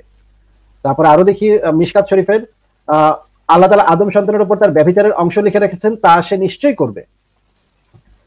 মানে অসংখ্য হাদিস এখানে আছে যে আল্লাহ পাক, আমি যে জিনাটা করব বা ধর্ষণটা করব সেটা আল্লাহ পাক আগেই লিখে রেখেছেন। একটু আগে আমি যে রেফারেন্সটা দেখিয়েছি সেখানে দেখিয়েছি যে আল্লাহ পাক জান্নাতীদের কাজ করিয়ে নেন, জাহান্নামীদের কাজ করিয়ে নেন। তাহলে ভাই কেউ যদি ধর্ষণ করে সেটার দায়ভারটা কার? আমি এখনো বলবো সেটা হচ্ছে আপনার। কেননা আপনি যদি যেই হাদিসটাই দেখাচ্ছেন সেই হাদিসটা লাস্ট লাইনে কি বলছে, লজ্জাস্থান সেটাকে বাস্তবায়ন করে অথবা সেটাকে মিথ্যা প্রতিপন্ন করে। তাহলে কি ও লজ্জাস্থান সেটাকে বাস্তবায়ন করে অথবা সেটাকে মিথ্যা প্রতিপন্ন করে গেল। এখন হচ্ছে মানে আপনার কথা ভাই কোনো সেন্স মেক করতেছে না ভাই। আতিফ ভাই, আমি একটু কথা বলি। আপনাদের এক সেকেন্ড আমাকে একটু বলতে দেন যে আপনার আচ্ছা, কাছে সেন্স করতেছে না। মাসুক ভাই আপনি বলেন। জিও ভাইকে আপনি কি এই পয়েন্টে কিছু বলবেন জিও ভাই? জি ভাই, এই পয়েন্টে। আচ্ছা, তাহলে বলেন। আচ্ছা, মাসুদ ভাই শোনা যাচ্ছে আমাকে? শুনতে পাচ্ছেন? হ্যাঁ, শোনা যাচ্ছে, জি শোনা যাচ্ছে। আচ্ছা আচ্ছা, ফার্স্ট একটা ছোট একটা অ্যানালজি দেই। ধরেন আপনি দুজন পিচ্চি নিলেন, ঠিক আছে? দুটো পিচ্চিকে, এক পিচ্চিকে আপনি ভালো ভালো আচার আচরণ শিখাইলেন, ঠিক আছে? মানে মানে যত ভালো কোয়ালিটি আছে মানুষের এগুলো শিখাইলেন। আরেকটা পিচ্চির আপনি শিখাইলেন হচ্ছে গিয়ে, আরেকটা পিচ্চির শিখাইলেন চুরি করা, হ্যাঁ, মানে যত খারাপ খারাপ কাজকর্ম সেগুলো শিখাইলেন। এখন আপনি এরপরে তারা কাজকর্ম করলো, ওই আপনি যা শিখাইছেন ওই অনুযায়ী কাজকর্ম করলো, করার পরে যারা ভালো কাজ শিখাইছিলেন সে ভালো কাজ করলো, করার পরে আপনি তারা খুশি হয়ে চকলেট দিলেন। এবং যারা খারাপ কাজ শিখাইছেন সে খারাপ কাজ করলো, এরপরে তারা ধরে পিটাইলেন। তাহলে এখানে ড্রাইভারটা কার? জাস্ট সিম্পল উদাহরণ, আমি অ্যানালিসিস দিছি, কোনো আল্লাহ তাআলার কথা বলে দেই। শিশু নিছেন, দুটো শিশু নিছেন। আমি কি আপনি বলছেন দুটো শিশু নিছেন? হ্যাঁ, দুটো শিশু নিছেন। এখন দুটো শিশুকে আমি হচ্ছে তাকে ভালো কাজ শিখালাম, শিখানোর পরে বলে দিলাম এটা ভালো কাজ, ওটা ভালো কাজ, ওটা ভালো কাজ, ওটা ভালো কাজ, ওটা ভালো কাজ, তুমি যদি করো তাহলে আমি চকলেট দেবো। এখন চকলেট দেওয়ার পরে আবার হচ্ছে এবার আপনি আপনার অ্যানালজিটা আমি বলছি, এবার অপরজন আরেকটা শিশু যাকে আপনি নিলেন, দুটোই শিশু হচ্ছে, তাকে আপনি বললেন যে আপনি তাকে এইবার বললেন, আপনি তাকে হচ্ছে কিভাবে মানে শিখালেন কি? তাহলে আপনি এখানে বলছেন, আপনি কি বললেন যে এটা খারাপ কাজ, ওটা খারাপ কাজ, ওটা খারাপ কাজ, ওটা খারাপ কাজ, নাকি আপনি বললেন ওটা ভালো কাজ, ওটা ভালো কাজ, ওটা ভালো কাজ, ওটা ভালো কাজ? না, আপনি তাহলে পয়েন্টটা বোঝেন না ভাই। আপনি একজনকে, মানে আপনি যখন শেখাচ্ছেন, হ্যাঁ আমি এটা ক্লিয়ার করে নিই। তাহলে আপনি একজনকে খালি মনে করেন যে একটা স্পেসিফিক জিনিসও শিখাইলেন, যেগুলো আমরা ভালো লাগবে না, হ্যাঁ, যেগুলো আমরা ভালো বলে বলি ওগুলোই শিখাইলেন। আরেকজনকে আপনি যেগুলো খারাপ বলে আমরা মনে করি ওগুলোই শিখাইলেন, এছাড়া আর কিছু শিখাইলেন না। আচ্ছা, এটা আমি তার শিখালাম না মনে করেন, কিন্তু আমি বললাম আমি তাকে কি শিখালাম, মনে করেন আমি তাকে শিখালাম মানুষের ছুরি দিয়ে খুঁটা দিতে, মনে করেন আমি শিখালাম ছুরি দিয়ে খুঁটা দিতে। এখন আমি তাকে বললাম যে কি বলবো, তাকে তুমি শুধু ছুরি দিয়ে খোঁচা দাও।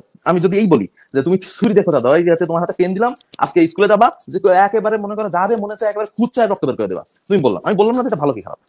এইবার যখন হচ্ছে সে আমার কাছে আসলাম, তার খুব মার দিলাম। এইবার বলেন আপনার কাছে আমার প্রশ্ন, এবার 10 টাকা আমার দোষটা কি আমার নয় যে আমি তাকে বলিনি এটা ভালো এবং খারাপ? এটা কি আমি বলা উচিত?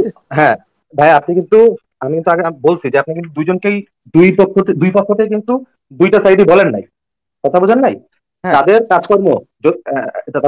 কাজকর্ম যদি এরকম হয় যে যেটা আপনি বলছেন, কিন্তু জিও ভাই আপনি তো একটা ভুল উদাহরণ দিচ্ছেন। এখানে তো শুধু শিখানোর কথা বলা নাই ভাই, এখানে তো করিয়ে নেওয়ার কথা বলা। আপনি ওইটা আসতেছিলাম ভাই, ওইটা আসতেছিলাম যে আমি তো মানে প্রথম কথা হচ্ছে গিয়ে, আমি তো একজনকে একটা স্পেসিফিক জিনিস শিখাইলাম, আমি তো তাকে অপশন দিচ্ছি না প্রথমত। দ্বিতীয়ত হচ্ছে গিয়ে আমি মানে তার যে কাজকর্ম সেটা পুরোপুরি ডিপেন্ড করতেছে আমি তাকে কি বলতেছি না বলতেছি সেটার উপর, আমার ইচ্ছার উপর। এইটা ঠিক আছে। এখন আমার মনে হচ্ছে মাসুদ ভাই আপনি একটা জিনিস কনফিউজ করতেছেন। একটা হচ্ছে গিয়ে প্রথমে আল্লাহ ইচ্ছা করেন, তারপরে আমরা ইচ্ছা করি, মানে আমাদের ইচ্ছা তো ডিপেন্ড করে আল্লাহর ইচ্ছার উপর, তাই না? এটা তো ঠিক নাকি? এরপরে একটা কোশ্চেন করতে দেন, শেষ করে 10 সেকেন্ড লাগবে। এরপরে তো আমরা কাজ করি, তাই না? ইচ্ছা করার পরে তো কাজ করি। হুম। আচ্ছা, এই দুইটা কি আপনি কি আলাদা করতেছেন, মানে দুইটা আলাদা কাজ ধরতেছেন নাকি? যে না ইচ্ছা করা একটা পার্ট, কাজ করা একটা পার্ট? কারণ এটা কিন্তু একটা সিঁড়ি, মানে স্টেপ বাই স্টেপ কাজ হচ্ছে। প্রথমে আল্লাহ চাইতে হবে, এরপরে আমরা চাবো, তার চাওয়ার উপর ডিপেন্ড করে, তারপরে আমরা ওই চাওয়ার উপর ডিপেন্ড করে কাজ করব, যেটা হুম, অলরেডি ফিক্স নাকি তাকদীর অনুযায়ী, যেটা অলরেডি আমাদের জন্ম হওয়ার আগেই ফিক্স যে আমি কি করবো না করবো। ঠিক আছে, ঠিক আছে। এরপরে ওই কাজের উপর ডিপেন্ড করে আমি মানে আবার শাস্তি পাচ্ছি বা মানে মানে জান্নাত পাচ্ছি বা জান্নাত পাচ্ছি। জিনিসটা কি মানে কোনো সেন্স মেক করে ভাই? আচ্ছা, আমি আপনাকে তো বললাম, যেটা হচ্ছে আপনি যে প্রশ্ন যেটা আমি করতে চাইছিলাম সেটা কি, আমি প্রশ্নটা হচ্ছে যে আপনি বলেন যে আমরা ইচ্ছা করি। হ্যাঁ, এই ইচ্ছাটা কি করেন, কি ইচ্ছা করেন বলুন। আপনি হচ্ছে আল্লাহ তাআলা, আপনি যদি কোরআনের দিকে তাকান তখন সেটা বলছেন আপনি কি ইচ্ছা করেন, সেই ইচ্ছার উত্তর আল্লাহ তাআলা কোরআনের মধ্যে দিচ্ছেন। সেই ইচ্ছাটা হচ্ছে যে টেক এ রাইট কোর্স, ভালো যে পথের যেটা অনুসরণ, এইটার ইচ্ছা করেন আপনি আল্লাহর ইচ্ছা হলে। আরে ভাই, আপনি আমি তো এটা ফিক্স ওইটাই রাখেন। ইচ্ছা করতে পারবো না যদি না আল্লাহ চায়। আমি তো হ্যাঁ, আপনি ওইটাই ইচ্ছা করতে পারবেন পারবো না। না ইচ্ছা করতে যদি না আল্লাহ চায়। না, তাহলে পারবেন না। সেটা আমার দায়ভার কিভাবে হয়? বাইরে আমার যদি রাইট কোর্স করার রাইট কোর্স, ইচ্ছা না হয় যদি আমি কিন্তু রাইট তাহলে কোর্সে যেতে যেতে চাই, রাইট কোর্সের হ্যাঁ, ইচ্ছাটা যদি ডিপেন্ড করে আল্লাহর ইচ্ছার উপরে, হ্যাঁ, আল্লাহ যদি ইচ্ছা না করে আমি যদি রং কোর্সে যাই, তাহলে তো দুইটাই হ্যাঁ। দুইটাই আল্লাহর ইচ্ছার উপরে ডিপেন্ডেন্ট হইলো। আপনি এই পয়েন্টটা নিয়ে বারবার কেন পেঁচাচ্ছেন বুঝতেছি না। তো খুবই সিম্পলিফাইড একটা কথা। আমি যদি ভালো কাজ আপনার একটা করি, ধরেন সিম্পল জিনিস বুঝতে ধরেন ধরেন পারতেছেন না। ধরেন ধরেন ধরেন ইয়ে সাহেব, আবরার সাহেব, ধরেন আমি আমার অফিসে প্রমোশন পাবো কিনা এইটা হুম, ডিপেন্ড করতেছে আমার বসের ইচ্ছার উপরে। হ্যাঁ, হুম, আমার বসের ইচ্ছার উপরে। আমার বস যদি ইচ্ছা করে আমি প্রমোশন পাবো, আমি হুম। প্রমোশন পাইলাম না, আমার বদলে অন্য একজন প্রমোশন পাইলো, এটা কার ইচ্ছার উপর ডিপেন্ড করলো? আমার বসের। এখানে এই আমার এটা যাচ্ছে না, বসের আপনার আমার উদাহরণটা না, যাচ্ছে না। অবশ্যই যাচ্ছে, অবশ্যই যাচ্ছে। কেন যাচ্ছে আচ্ছা, কেন যাচ্ছে আমি বলে দিই। আমি যে প্রমোশনটা পাইলাম না, আমার যদি প্রমোশনটা পাওয়াটা একমাত্র ডিপেন্ড করে আমার বসের উপরে, আমি যদি প্রমোশনটা না পাই, সেটা কার ইচ্ছার উপর ডিপেন্ড করে কার ইচ্ছার উপর ডিপেন্ড করে পাচ্ছি না, আমার বসের ইচ্ছার উপর ডিপেন্ড করে পাচ্ছি না। আমার ভালো কাজ করার ইচ্ছা যদি ডিপেন্ড করে আল্লাহর ইচ্ছার উপরে, আমি যে ভালো কাজ করতে পারতেছি না বা আমার আমার যে ভালো কাজ হচ্ছে না, আমি যে খারাপ কাজ করতেছি, সেটাও আল্লাহর ইচ্ছার উপর ডিপেন্ড করতেছে। বিকজ আল্লাহ ইচ্ছা করতেছে না যে আমি ভালো কাজটা করি। আল্লাহ সেই প্রাইমারি স্টেপটা, আল্লাহর প্রথম প্রাইমারি স্টেপটা আল্লাহ নিচ্ছেন না। এই জন্যই আমি খারাপ কাজটা করতেছি। আমি যদি ভালো কাজটা করি এই জন্য, আবার বলতেছি, আমি হুম। যদি ভালো কাজটা করি এই জন্য যে আল্লাহ ইচ্ছা করবে, তাহলে আমি যে ভালো কাজটা করতে পারতেছি না, কি জন্য করতে পারতেছি না? কেননা আল্লাহ ইচ্ছা করতেছে না। খুবই সিম্পলিফাইড একটা জিনিস। এই জিনিসটা নিয়ে আপনি ভালো আধা কাজ ঘন্টা করতে কথা হচ্ছে। আপনি ভালো কাজ করতে পারতেছেন না, এইটা পারতেছেন না। আমি বারবার বলছি আপনি ভালো কাজ করতে পারতেছেন না, ভালো পথ নিতে পারতেছেন না। হ্যাঁ, ভালো পথ নিতে পারতেছেন না, ভালো কাজ করতে পারতেছেন না, সেটা আল্লাহ যদি ইচ্ছা করে তাহলে আপনি ভালো পথ নিতে পারবেন, ভালো কাজ করতে পারবেন। ভালো পথ নিলে তো অবশ্যই ভালো কাজ করবেন। এখন আচ্ছা ভাই, এইবার মনে ভাই মাসুদ ভাই ভাই, ভাই ছোট ছোট কথা। ভাই ভাই, না না না, এখানে একটা ভুল ভাবে উনি বললেন। মাসুদ ভাইয়ের ভুল কথাটা একটু সংশোধন করে দিই। আমি যে ভালো কাজ করব এই ইচ্ছাটা যে আমি করলাম, ভালো কাজ করা দূরের কথা, ভালো হুম, কাজ এখন আমি করি নাই কিন্তু। হুম, ভালো কাজ এখন ইচ্ছে করাটাও ভালো কাজ। এখন পর্যন্ত আমি যেটা বলছি একটু শুনে নিন, যে ভালো কাজটা এখন আমি করি নাই। আমি কিন্তু যে ইচ্ছা করাটা একটা ভালো কাজ। ভাই একটু শোনেন না, কথাটা একটু শেষ করতেন। ভালো কাজটা যে আমি করব সেটার যে ইচ্ছাটা আমার ভেতরে আসবে, সেই ইচ্ছাটাই তো নির্ভর করতেছে আল্লাহর উপরে। আল্লাহ কোরআনে বলে দিয়েছে পরিষ্কার, এই ইচ্ছাটাও আমি করতে পারবো না আল্লাহর ইচ্ছা ছাড়া, সেই ইচ্ছাটাও আমি করতে পারবো না। ভালো কাজ এটা করা তো না করা স্বীকার সেটা করতেছি তো আমি। পরের ব্যাপার, সেটা তো পরের ব্যাপার। এখন আমি ইসলামে ফেরত আসবো, ইসলামে হুম, আমি ফেরত আসবো বা ইসলামকে আমি গ্রহণ করব, এই হুম। ইচ্ছাটা নির্ভর করতেছে সম্পূর্ণ আল্লাহর উপরে। ফেরত আসবো কি আসবো না সেটা পরের ব্যাপার, সেটা এখনো যাইনি আমি। সেটা সম্পূর্ণ নির্ভর করতেছে আল্লাহর উপরে। আল্লাহ যদি চায় তাহলে আমার মনে সেই ইচ্ছাটা জাগ্রত হবে যে ইসলামকে আমি গ্রহণ করব। আর আল্লাহ যদি না চায় তাহলে সেই ইচ্ছাটা কখনোই জাগ্রত হবে না যে আমি ইসলামকে গ্রহণ করব। তাহলে এই দায়ভারটা আপনি বলতে চাচ্ছেন, এই দায়ভারটা সম্পূর্ণ আমার, এর পেছনে আল্লাহ পাকের কোনো ভূমিকা নাই। এই হচ্ছে আপনার লজিক, তাই তো? আপনি নিজে নাস্তিক হয়েছেন। মানে ধরেন আমি ধরলাম আপনি ইসলামের নাস্তিক কিনা আমি জানি না, কনটেক্সটে, আমি ইসলামের জানি, হ্যাঁ। কনটেক্সটে, ইসলামের কনটেক্সটে আমি, আমার পক্ষে, কোনো মানুষের পক্ষে সম্ভব না নাস্তিক হওয়ার ইচ্ছা পোষণ করা, যদি না আল্লাহ পাক তাকে দিয়ে সেই ইচ্ছাটা পোষণ করায়। এবং আল্লাহ পাক জাহান্নামের জন্য যাদেরকে সৃষ্টি করেন তাদেরকে দিয়ে আল্লাহ পাক জাহান্নামীদের কাজই করিয়ে নেন। যে নাস্তিক হবে তাকে আল্লাহ পাক জাহান্নামের জন্য সৃষ্টি করেছেন, তাকে দিয়ে আল্লাহ পাক নাস্তিক হইয়ে নিচ্ছেন, করিয়ে নিচ্ছেন, কাজ আচ্ছা, আমি করিয়ে নেন। একটা উদাহরণ দিই। হ্যাঁ, এবার অনেকক্ষণ তর্ক হলো, এবার আমি একটা উদাহরণ দিই। আপনি একটু মনোযোগ দিয়ে শুনবেন, যদি আমাকে একটু উদাহরণটা শেষ করার সময় দেবেন। আচ্ছা, এখন মনে করেন যে আমি আপনাকে বললাম মানে এখন এটা একটা পাহাড়, উঁচু পাহাড়। আমি নিচে আছি, আমি আছি, আপনি আছেন, সবাই আছে নিচে আছে। এখন নিচে আছে, এইবার এইবার আল্লাহ তাআলা মনে করেন যে আল্লাহ তাআলা ইচ্ছা করলেন যে আমি মাসুদ বিন আবলাদ, আমি পাহাড়টা উপরে উঠবো, পাহাড়টা বেয়ে বেয়ে উপরে উঠবো। তখন তিনি ইচ্ছা করলে আমিও ইচ্ছা করবো যে হচ্ছে আমি পাহাড়টা বেয়ে বেয়ে উঠবো। এখন এইবার ইচ্ছে করে আমি এখন পাহাড়টা বেয়ে বেয়ে উপরে উঠলাম। উপরে উঠলাম, উপরে উঠলে আমার মুক্তি, আমি জান্নাতে চলে যাবো। উপরে উঠলে মুক্তি বা জান্নাতে বা যাই বলেন আপনার, যেইটাই মনে আসে সেটা উপরে উঠে চলে। আর যাদের ব্যাপারে আল্লাহ তাআলা ইচ্ছা করেন নাই তারা ধূর ফাতা ওই ওখানে উঠবো, আমি নিচেই থাকি। নিচের ব্যাপারটা না না না না, এই যে সে যে ধূর বললো, এই ইচ্ছাটা সে কোথা থেকে পেলো, এই ধূর বলার ইচ্ছাটা? আপনি কি মানে ধূর বলাই, সে তো স্বাভাবিকভাবে সে আল্লাহ তাআলা তাকে না না না, স্বাভাবিকভাবে নো নো নো, স্বাভাবিকভাবে ইচ্ছা কেউ করতে পারে না যে আমি ধূর আমি যাব না। এই ইচ্ছাটাও মানুষের যে কোনো ইচ্ছা। না না, আপনি তাহলে ওই কোরআনের আয়াতটা আপনি ভুল বুঝতেছেন। আল্লাহ তাআলা বলেন শুধুমাত্র তিনি ভালো কাজ করার ইচ্ছাই কোথায় বলা আছে? আচ্ছা আচ্ছা, আমি আমরা আবার দেখি আয়াতটা, আবার দেখি এখানে কোথায় বলা আছে শুধুমাত্র ভালো ইচ্ছাটা, শুধুমাত্র ভালো ইচ্ছাটা, শুধুমাত্র ভালো ইচ্ছাটা আপনি বলতে চাচ্ছেন শুধুমাত্র ভালো ইচ্ছাটা আল্লাহ পাক ইচ্ছা করায় দেন, আর খারাপ ইচ্ছাটা আল্লাহ পাক করেন না, এটা তো আপনি বলতে চাচ্ছেন? জি, তাই তো? ভাবটা আপনার উপরে। ভাই মানে মানে মানে এটা একেবারে একদমই কথা বলেন আপনি। আপনাকে তাহলে না না অ্যাবসার্ড না, আপনি কোরআন হাদিসের শিক্ষার বিরুদ্ধে কথা বলছেন।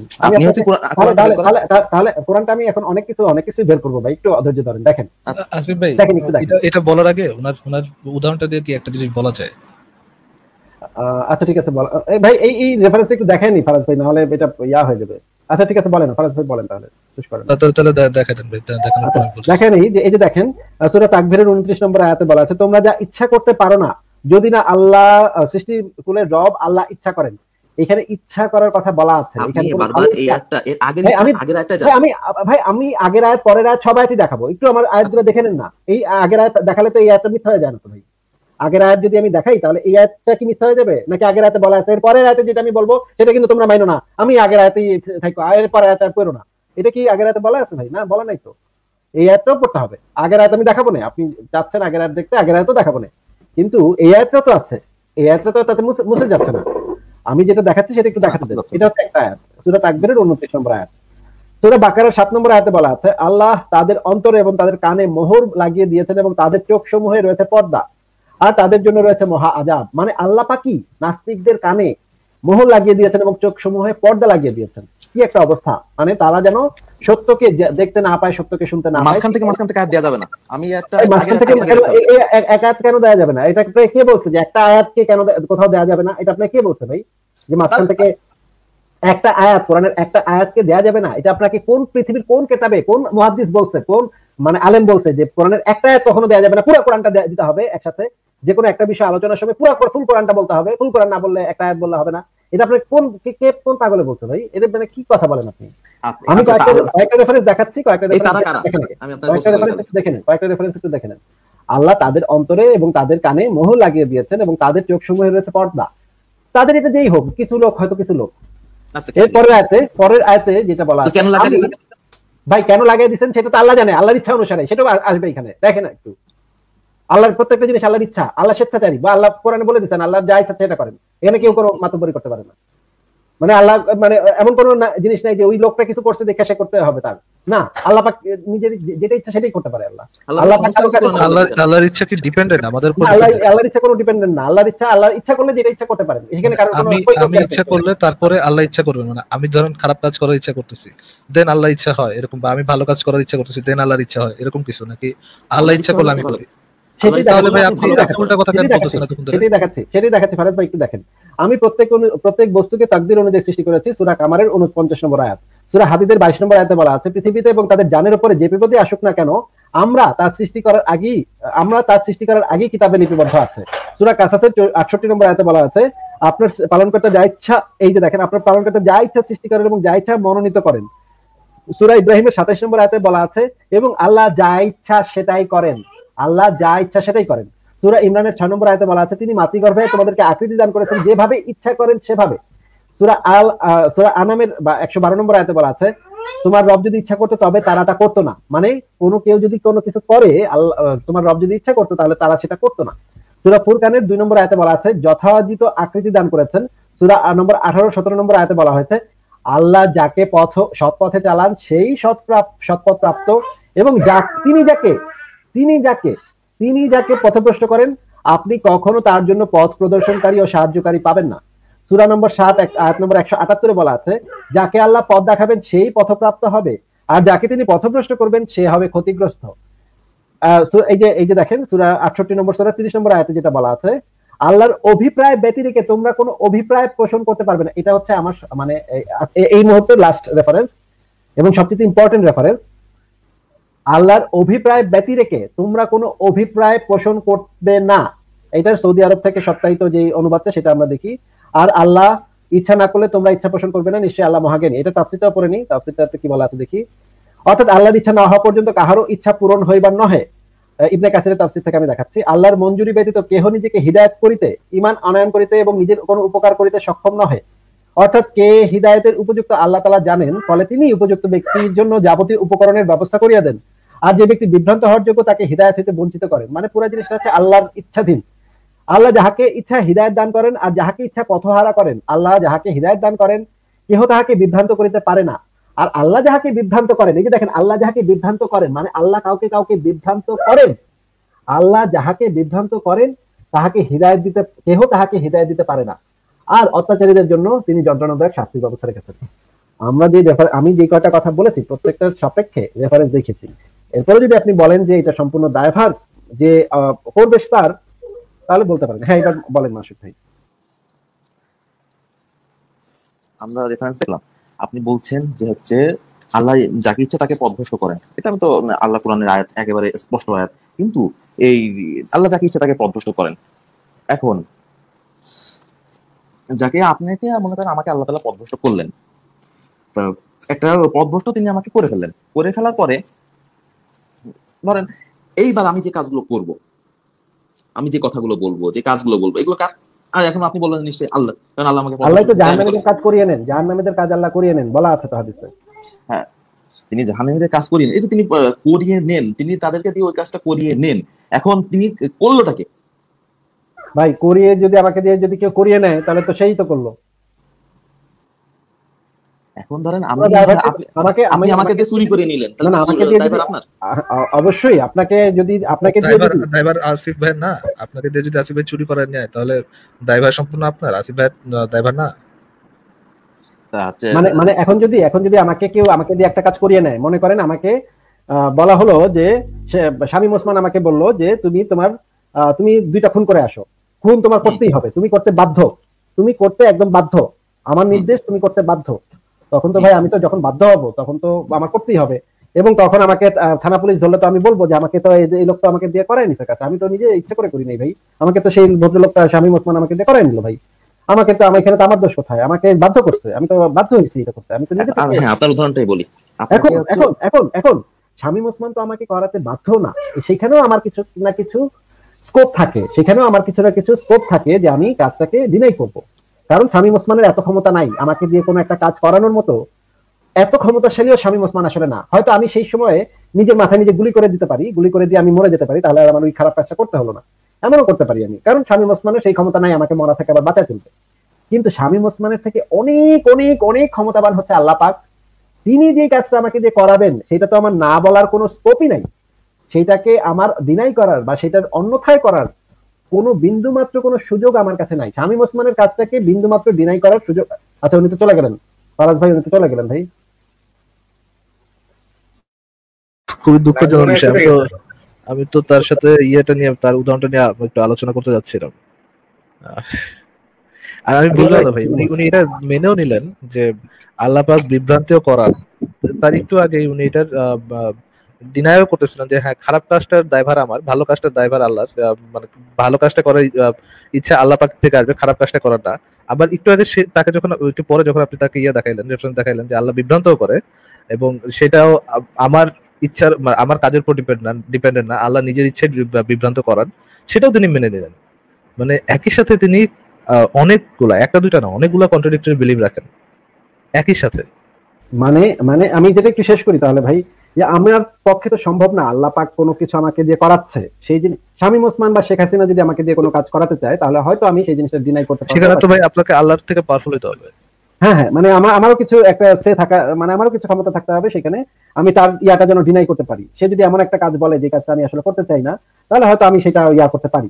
কিন্তু আল্লাহ পাক যখন সেই কাজটা আমাকে দিয়ে করাবে তখন তো আমার পক্ষে তো ডিনাই করা বা আমার পক্ষে তো সেটা করা তো কোনো অবস্থাতেই সম্ভব না। কিভাবে সম্ভব ভাই? একটা অমনিপটেন্ট বিং যেটা চাচ্ছে আপনাকে দ্বারা করাইতে, আপনি আপনার ইচ্ছা দ্বারা বা আপনি আপনার চেষ্টা দ্বারা অমনিপটেন্ট বিং এর ইচ্ছার বাইরে যায় কাজ করবেন।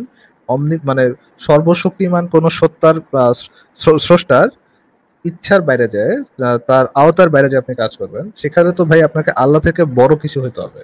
আল্লাহ তো যদি কইরাও ফেলেন আপনি, তখন তো আল্লাহ যে বলেন যে, বা আল্লাহ যে দাবি তিনি হচ্ছে গিয়া অমনিপটেন্ট, তিনি সবকিছু করতে পারেন, সেই দাবি তো খণ্ডন হয়ে যায়। সেখানে তো আল্লাহর একটা মানে একটা গুণ সেখানেই নষ্ট হয়ে যায়, যদি আপনি আহ আল্লাহ আপনাকে দ্বারা খারাপ কাজ করে দিতে চাচ্ছে কিন্তু আপনি এখানে ভালো কাজ করে ফেলালেন। এই যে দাবিগুলো করেন, এই যে দাবিগুলো মুমিন ভাইরা করে, তো এটা তো একটু ভেবে চিন্তা করা উচিত। আচ্ছা আচ্ছা, ফারাজ ভাই উনি তো আবার আসছিলেন, আবারও চলে গেলেন, উনি এসেছিলেন আবারও চলে গেলেন ভাই, আপনি যুক্ত তাহলে হয়তো বা আচ্ছা আসিফ ভাই, হ্যালো আসিফ ভাই। ভাই বলেন তাহলে। হ্যাঁ ভাই, মানে ড্রাইভারের যে প্রশ্নটা, যে উনি বারবার বলতেছে হ্যাঁ ইচ্ছা করলে উনি করায় নিচ্ছেন, সব ভালো কথা, কিন্তু করলোটাকে? আরে ভাই আমার কথা হচ্ছে গিয়ে ড্রাইভার যখন আসবে, সেটা ভালো কাজ হোক খারাপ কাজ হোক, ড্রাইভারের প্রশ্নটা কখন আসবে? যখন এটা চয়েসের উপর, তাই না? এই যে আমি যদি চুজ করি, ধরেন আমি, আমার ড্রাইভার হবে কখন? যখন আল্লাহ আমাকে ভালো পথে চালাচ্ছে, কিন্তু তখন আমি চুজ করলাম যে না আমি ভালো পথে চলবো না, তাইলে না আমি দোষী। এছাড়া যদি আমাকে সে চায় খারাপ পথে চালানোর জন্য, আমি তার ইচ্ছা মতোই চললাম, তাইলে আমার দোষটা কোথায়? মানে এই সিম্পল জিনিসটা উনি কেন মানে এতক্ষণ ধরে পেঁচাল, আমি বুঝলাম না।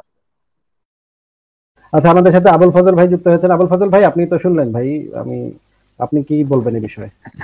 আসিফ ভাই, আমার মনে হয় আপনি যেগুলো রেফারেন্স দেখানো, সরি ভাই, আমার মনে হয় আপনি যত রেফারেন্স দেখানো দরকার ছিল সেগুলো আপনি দেখাও দিচ্ছেন, এবং এটা খুব ক্লিয়ারলি, খুবই খুবই ক্লিয়ারলি এটা বুঝে গেছে যে উনি একই সাথে কন্ট্রাডিক্টরি বিলিভ রাখতেছেন। খুবই মানে আপনি যখন দেখা দিচ্ছেন যে আপনি কোনো খারাপ কাজ করলেও সেটা দায়ভার আল্লাহর উপর পড়তেছে, সেটা তিনি মেনে নিয়ে একেবারে ঠিক পরের মুহূর্তে বলতেছেন না এটার জন্য আপনি দায়ী। এইখান থেকে ভাই একটা কনক্লুশনে আসা যায় যে অবশ্যই উনি একজন ভদ্রলোক, যে যতক্ষণ কথা বলেছে খুব ভদ্রভাবে কথা বলেছে, ভদ্রলোক।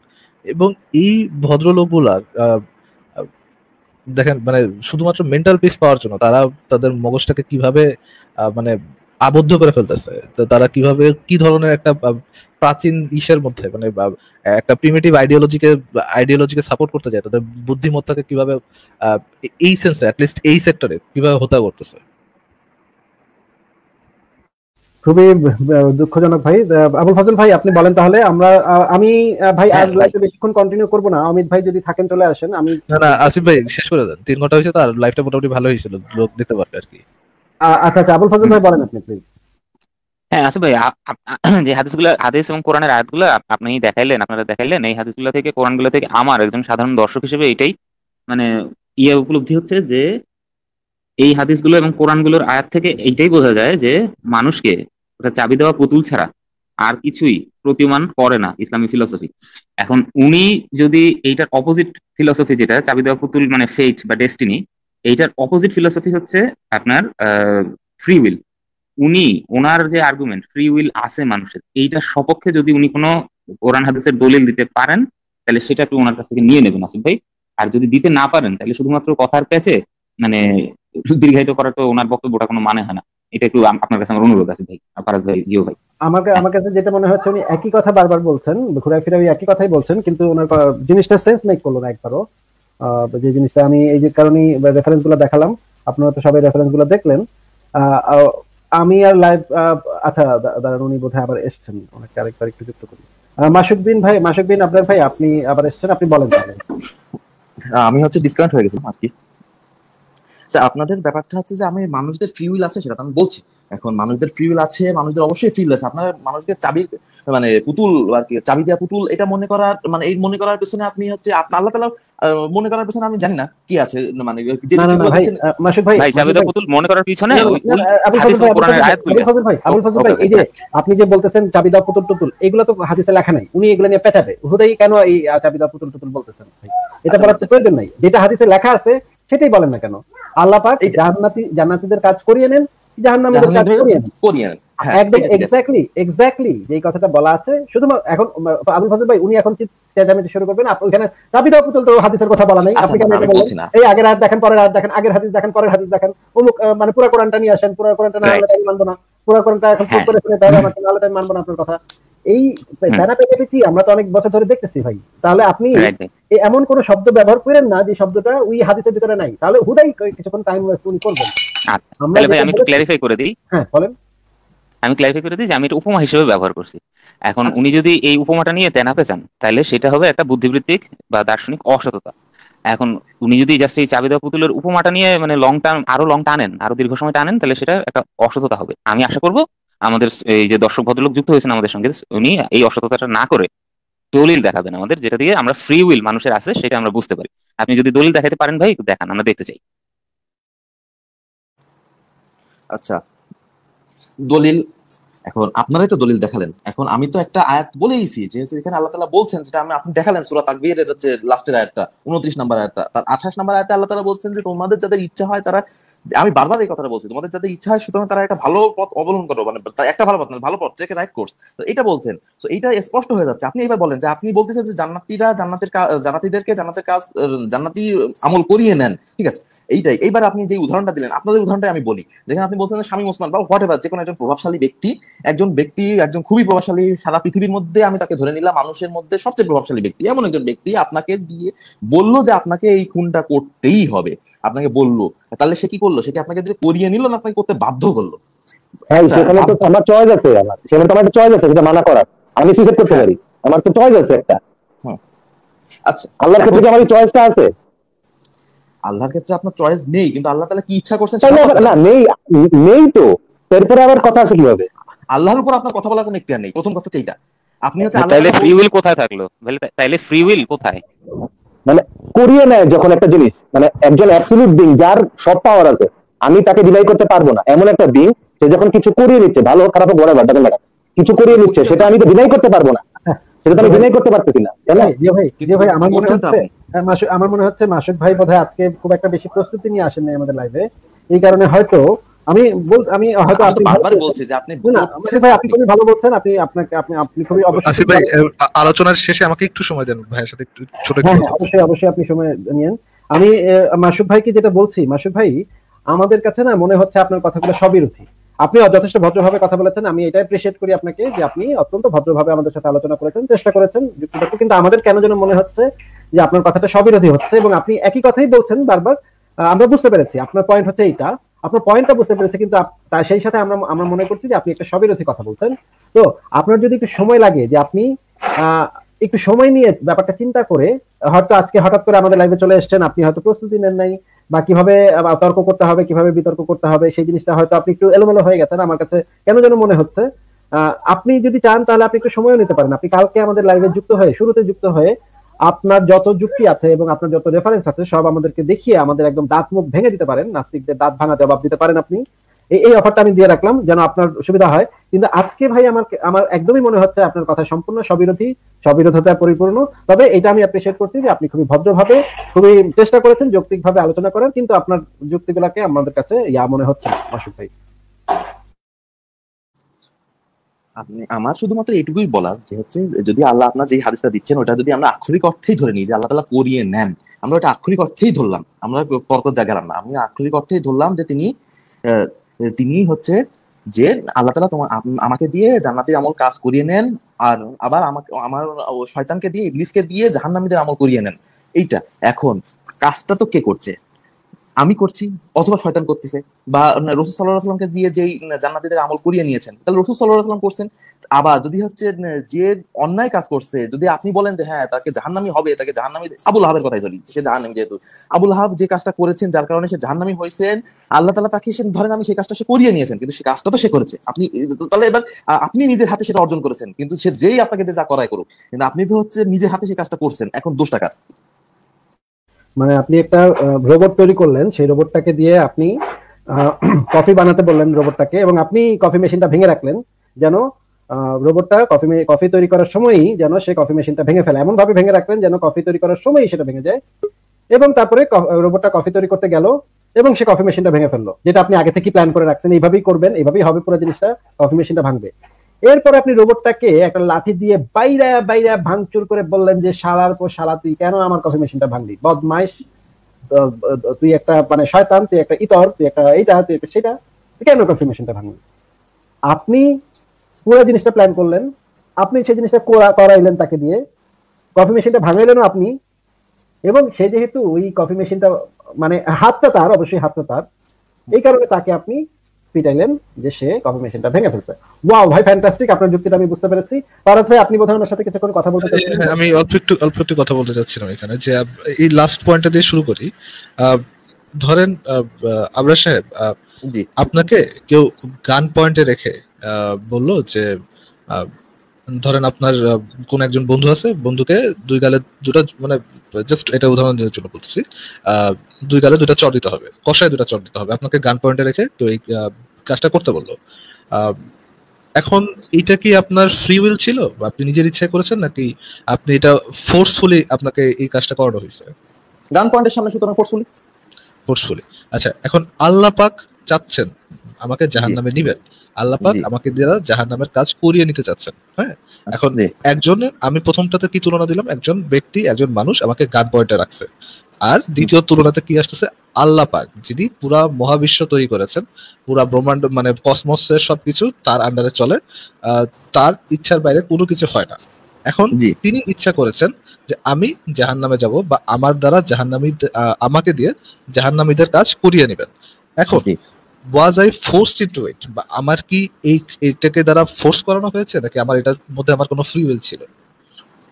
আচ্ছা, আপনি দুটো হচ্ছে সম্পূর্ণ দুটো একটা মানে প্লট বললেন, দুটো একদম প্লট। একটা হচ্ছে গান পয়েন্টে আপনাকে বাধ্য করা হলো চড় মারতে, বা মনে করেন একজন খুন করতেই, আমি আলসে বাধ্য হলাম।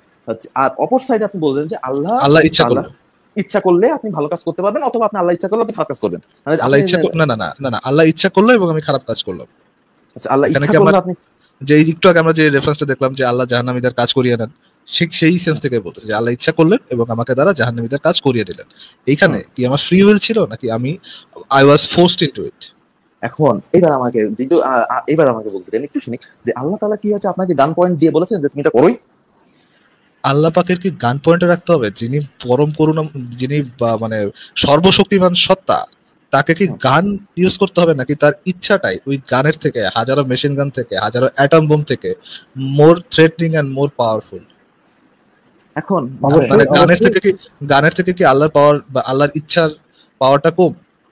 অবশ্যই গান দিয়ে অনেক সময় করানো যাবে না অনেক কাজ কাউকে দিয়ে, কিন্তু আল্লাহ পাক ইচ্ছা করলে সেটা সাথে সাথে হয়ে যাবে, এই বিষয়ে আমরা নিশ্চিত। জি, আপনার তো একজন মুসলমান হিসেবে অবশ্যই বলতে হবে যে গান কেন, পুরা মহাবিশ্ব যদি এক সাইডে থাকে তাও তার থেকেও বেশি পাওয়ারফুল হবে আল্লাহর ইচ্ছাটা। একজন ইমানদার ব্যক্তি হিসেবে তো আপনার ওই পয়েন্টে থাকতে হবে। যদি আল্লাহ পাক ইচ্ছা করেন, যে আমাকে দ্বারা জাহান্নামের কাজ করিয়ে নেবেন এবং আমি আলটিমেটলি জাহান্নামে যাব, তাহলে ওয়াজ আই ফোর্সড ইনটু ইট, নাকি আমার এখানে কোনো ধরনের ফ্রি উইল ছিল? প্রথম কথা হচ্ছে যে আপনি তো অদৃশ্যের খবর জানেন না, বা আপনাকে এইভাবে আমাকে ঈশার ভাই, আমাকে ব্যাকগ্রাউন্ডের কথা না বলে আমাকে এই কথাটা বলেন। ব্যাকগ্রাউন্ডের কথাটা আমরা দরকার হলে আপনি কালকে আসবেন, কালকে আমরা ওটার সাথে আলোচনা করব। এই পয়েন্টে আপনি এই পয়েন্টটা আবার শুনে রেখেন, এই পয়েন্টে আবার আলোচনা করেন। জাস্ট আমাকে এই ছোট কথাটা অ্যানসার দেন যে আল্লাহ পাক ইচ্ছা করলেন আমাকে জাহান্নামে দিবেন এবং আমাকে দ্বারা জাহান্নামীদের কাজ করে নিলেন, আমার কি এখানে ফ্রি উইল ছিল, নাকি I was forced into it? Allah ইচ্ছা করলে, এখন আল্লাহ ইচ্ছা করলে আপনি, আচ্ছা আপনি ফোর্স ইনটু ইট, আপনাকে তো ফোর্স কেউ, এখন হচ্ছে আপনাকে কেউ ফোর্স করে নাই এখানে, আপনাকে আপনি হচ্ছে আপনার হাত খোলা, আপনি তো দেখতে পাচ্ছেন আল্লাহ ইচ্ছা করছে, কিন্তু আমার কাছে এখন মনে করেন তার মানে আপনি বলছেন এখানে আমার ফ্রি উইল ছিল ভাই, এখানে এটা তো ফ্রি উইল ছিল। আচ্ছা না ভাই, এখানে তার মানে আল্লাহর ইচ্ছার বাইরে, আল্লাহ ইচ্ছা করতেছেন আমাকে জাহান্নামে নিবেন এবং আল্লাহ আমাকে দ্বারা জাহান্নামীদের কাজ করিয়ে নিবেন, এইটা আল্লাহর প্ল্যান। এবং এইটার বাইরে, আল্লাহর প্ল্যানের বাইরে, আল্লাহর উইলের বাইরে আমার ফ্রি উইল ছিল, এটা হচ্ছে আপনার দাবি? হ্যাঁ, মানে একজন মানুষের পক্ষে সম্ভব যে আল্লাহ চাচ্ছেন এবং আল্লাহ করাচ্ছেন তাকে দিয়ে অপকর্ম, কিন্তু তার একটা ফ্রি উইল আছে, সেই ফ্রি উইল দিয়ে সে আল্লাহর কাজকে উল্টায় ফেলছে, আল্লাহর ইচ্ছাকে উল্টায় ফেলছে, সে জান্নাতে জান্নাতে জান্নাতে চলে গেছে। অ্যাট লিস্ট তার ফ্রি উইলটা ছিল, ওই পাওয়ারটা ছিল। মনে করেন আমি একটা সামান্য একটা উদাহরণ দিই। ঠিক আছে, ভাই আমরা বুঝতে পেরেছি। বলেন। মনে করেন যে আমি আপনাদের মধ্যে কোন একজন ভাই আমাকে, বা আমি হচ্ছে আপনাকে হচ্ছে, আমি যেহেতু ইমানদার দাবি করি, এখন আমি আপনাদের মধ্যে কোন একটা মানুষকে, যে কোনো একটা মানুষকে একটা কষে থাবা দিলাম, এমন থাবা দিলাম যে দুটো দাঁত পড়ে গেল। এখন এই থাবা দিয়ে আমি বললাম যে এটা আল্লাহর ইচ্ছা ছিল। এবার বলেন আপনাকে এটা কোনোভাবে এটা রিলেটেড কোনো আমার ইয়ে মনে হয় না, এটা রিলেটেড আছে ফারাজ ভাই, এটা রিলেটেড হয়, আমি বলে দিচ্ছি ওনাকে কিভাবে রিলেটেড হয়।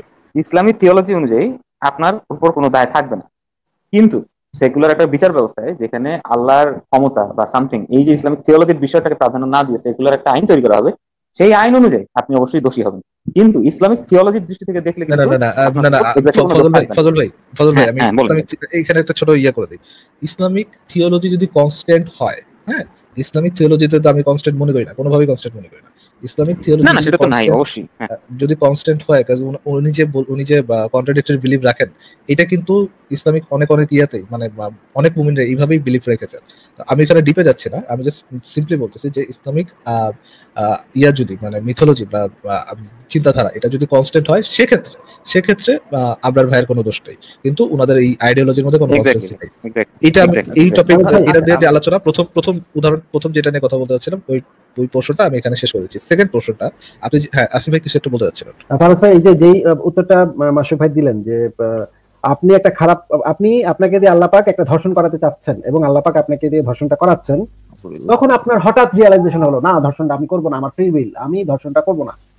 আপনার ভেতরে যে এই ইচ্ছাটা আসলো, এই ইচ্ছাটা তো আসবেই না, কারণ আল্লাহ পাক তো বলে দিয়েছে যে আপনি ইচ্ছাই করতে পারবেন না যদি না আল্লাহ ইচ্ছাটা করে। তাহলে আল্লাহ পাক যদি চায় আপনাকে দিয়ে ওই ধর্ষণটা করাতে, তাহলে তো আপনার পক্ষে এরকম ইচ্ছা করা সম্ভবই না যে আপনি ধর্ষণটা করব না, আমি এই ধর্ষণটা থেকে বিরত থাকবো। এই অভিপ্রায়, এই কোরআনের আয়াতগুলো আমি একটু আগে দেখিয়েছি, আবারও প্রয়োজনে দেখাবো, আপনার পক্ষে তো সেই ইচ্ছাটা করাটাই সম্ভব না যে আপনি ধর্ষণটা করবেন না।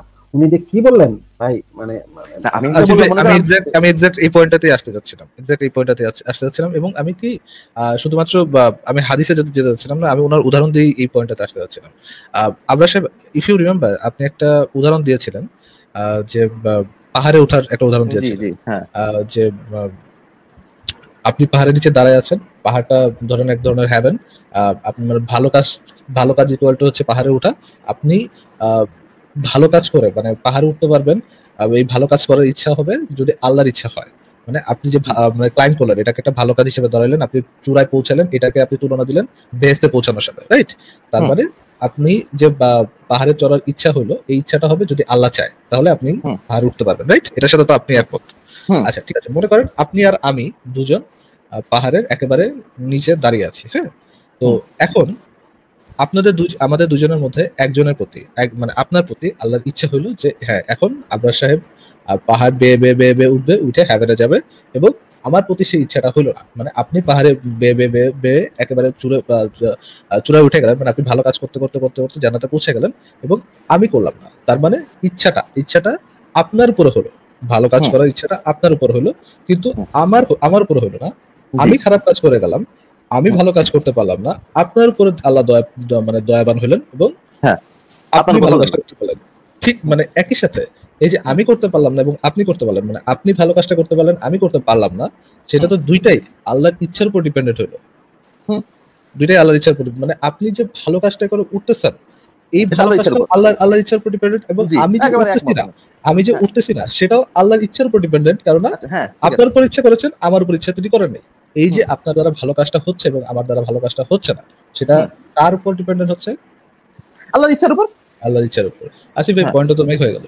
আচ্ছা মাসুদ ভাই, আমি খুবই দুঃখিত যে আজকে আমরা লাইভটা বেশিক্ষণ আর করতে পারছি না, আমারও একটু কাজ আছে। মাসুদ ভাই, আপনার পক্ষে যদি সম্ভব হয় তাহলে আগামীকাল এই টপিকটা নিয়ে আগামীকাল আমরা আরো কিছুক্ষণ আলোচনা করবো, তর্ক বিতর্ক করবো। তাহলে আপনি একটু সময় পেলেন মাঝখানে, যেন আপনি একটু মানে পড়ে টরে আসতে পারেন বা রেফারেন্স হাতের কাছে রেফারেন্স গুলো নিয়ে আসতে পারেন। তাহলে এটা একটা ব্যাপার, ঠিক আছে। হ্যাঁ, আমার তো আসলে প্রস্তুতি ছিলই না। হ্যাঁ, এই জন্য এটা হলে ভালো হয়। আপনার সাথে কথা বলে খুবই ভালো লাগলো, আপনি খুবই ভালো ভদ্র মানুষ, এই বিষয়টা অস্বীকার করার কোনো উপায় নেই। আপনি চেষ্টা করেছেন, আপনার পক্ষে যুক্তি দেওয়ার চেষ্টা করেছেন, এটা আমরা স্বীকার করছি।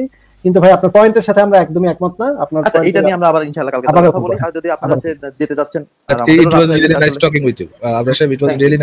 আপনি খুব সুন্দরভাবে ধৈর্য ধরে কথা বলেছেন, আপনি উত্তেজিত হননি এবং এজন্য আমরা উত্তেজিত হইনি। এটা খুব আমি খুবই দুঃখিত যে আমি কয়েকবার উত্তেজিত ভাবে বলেছি, কিন্তু সেটা তর্কের ভিতরে সেটা হয় ভাই, সেটা মানে ঠিক আছে। এটা হচ্ছে মনে করেন যে উত্তেজিত হতে, ঠিক আছে, মনে করেন যে আমার তো আমি আপনাকে সরি বলা, মানে আপনি আমাকে সরি বলার আসলে কিছু নেই, আপনি আমার কাছে দোষ করেন নাই, বুঝলেন? এটা হ্যাঁ, এবং এই যে আমি যে উত্তেজিত হয়ে কথা বলেছি সেটাও আল্লাহর ইচ্ছাতে আমি করেছি, সুতরাং আপনার কাছে আমি কেন আচ্ছা ঠিক আছে। হ্যাঁ, বিষয়টা Point of হচ্ছে এটাই। philosophy, ঠিক আছে, হ্যাঁ ঠিক আছে, বিষয়টা It's হচ্ছে okay. এটাই। তাহলে মাসুক ভাই ফারাজ ভাই একটু থাকেন, আপনি যান না, হ্যাঁ ফারাজ ভাই আপনি যান না। তাহলে মাসুক ভাই আচ্ছা ভাই। আপনার কাছে আমরা বিদায় জানাই, আমরা লাইভটা আর 2-3 মিনিটের মধ্যে শেষ করে দিব। তাহলে মাসুক ভাই আচ্ছা, কালকে ঠিক আপনার আছে। সাথে কথা হচ্ছে, ঠিক আছে? জি ইনশাআল্লাহ। আমরা কালকে কখন একটু কালকেই তো মানে বাংলাদেশ সময় মনে করেন রাত 9টা-10টার দিকে শুরু হবে আমাদের লাইভ। 9টা-10টার দিকে অ্যারাউন্ড ইনশাআল্লাহ চেষ্টা 9টা করবো। 10টার দিকে শুরু হয়, 10টার পরেও শুরু হতে পারে, মানে মোটামুটি 9টা থেকে একটু যদি আপনি প্রিপেয়ার থাকেন তাহলে মানে আমরা আমাদের লাইভে দেখতে পারবেন। আচ্ছা ইনশাআল্লাহ আমি চেষ্টা করবো। আচ্ছা, থ্যাংক ইউ যুক্ত হওয়ার জন্য। জাযাকাল্লাহ ভালো খাইর। আল্লাহ, আমি আল্লাহর থাকবেন। Take care. গুড। ঠিক আছে, তাহলে মাসুক ভাইকে আমরা বিদায় জানালাম।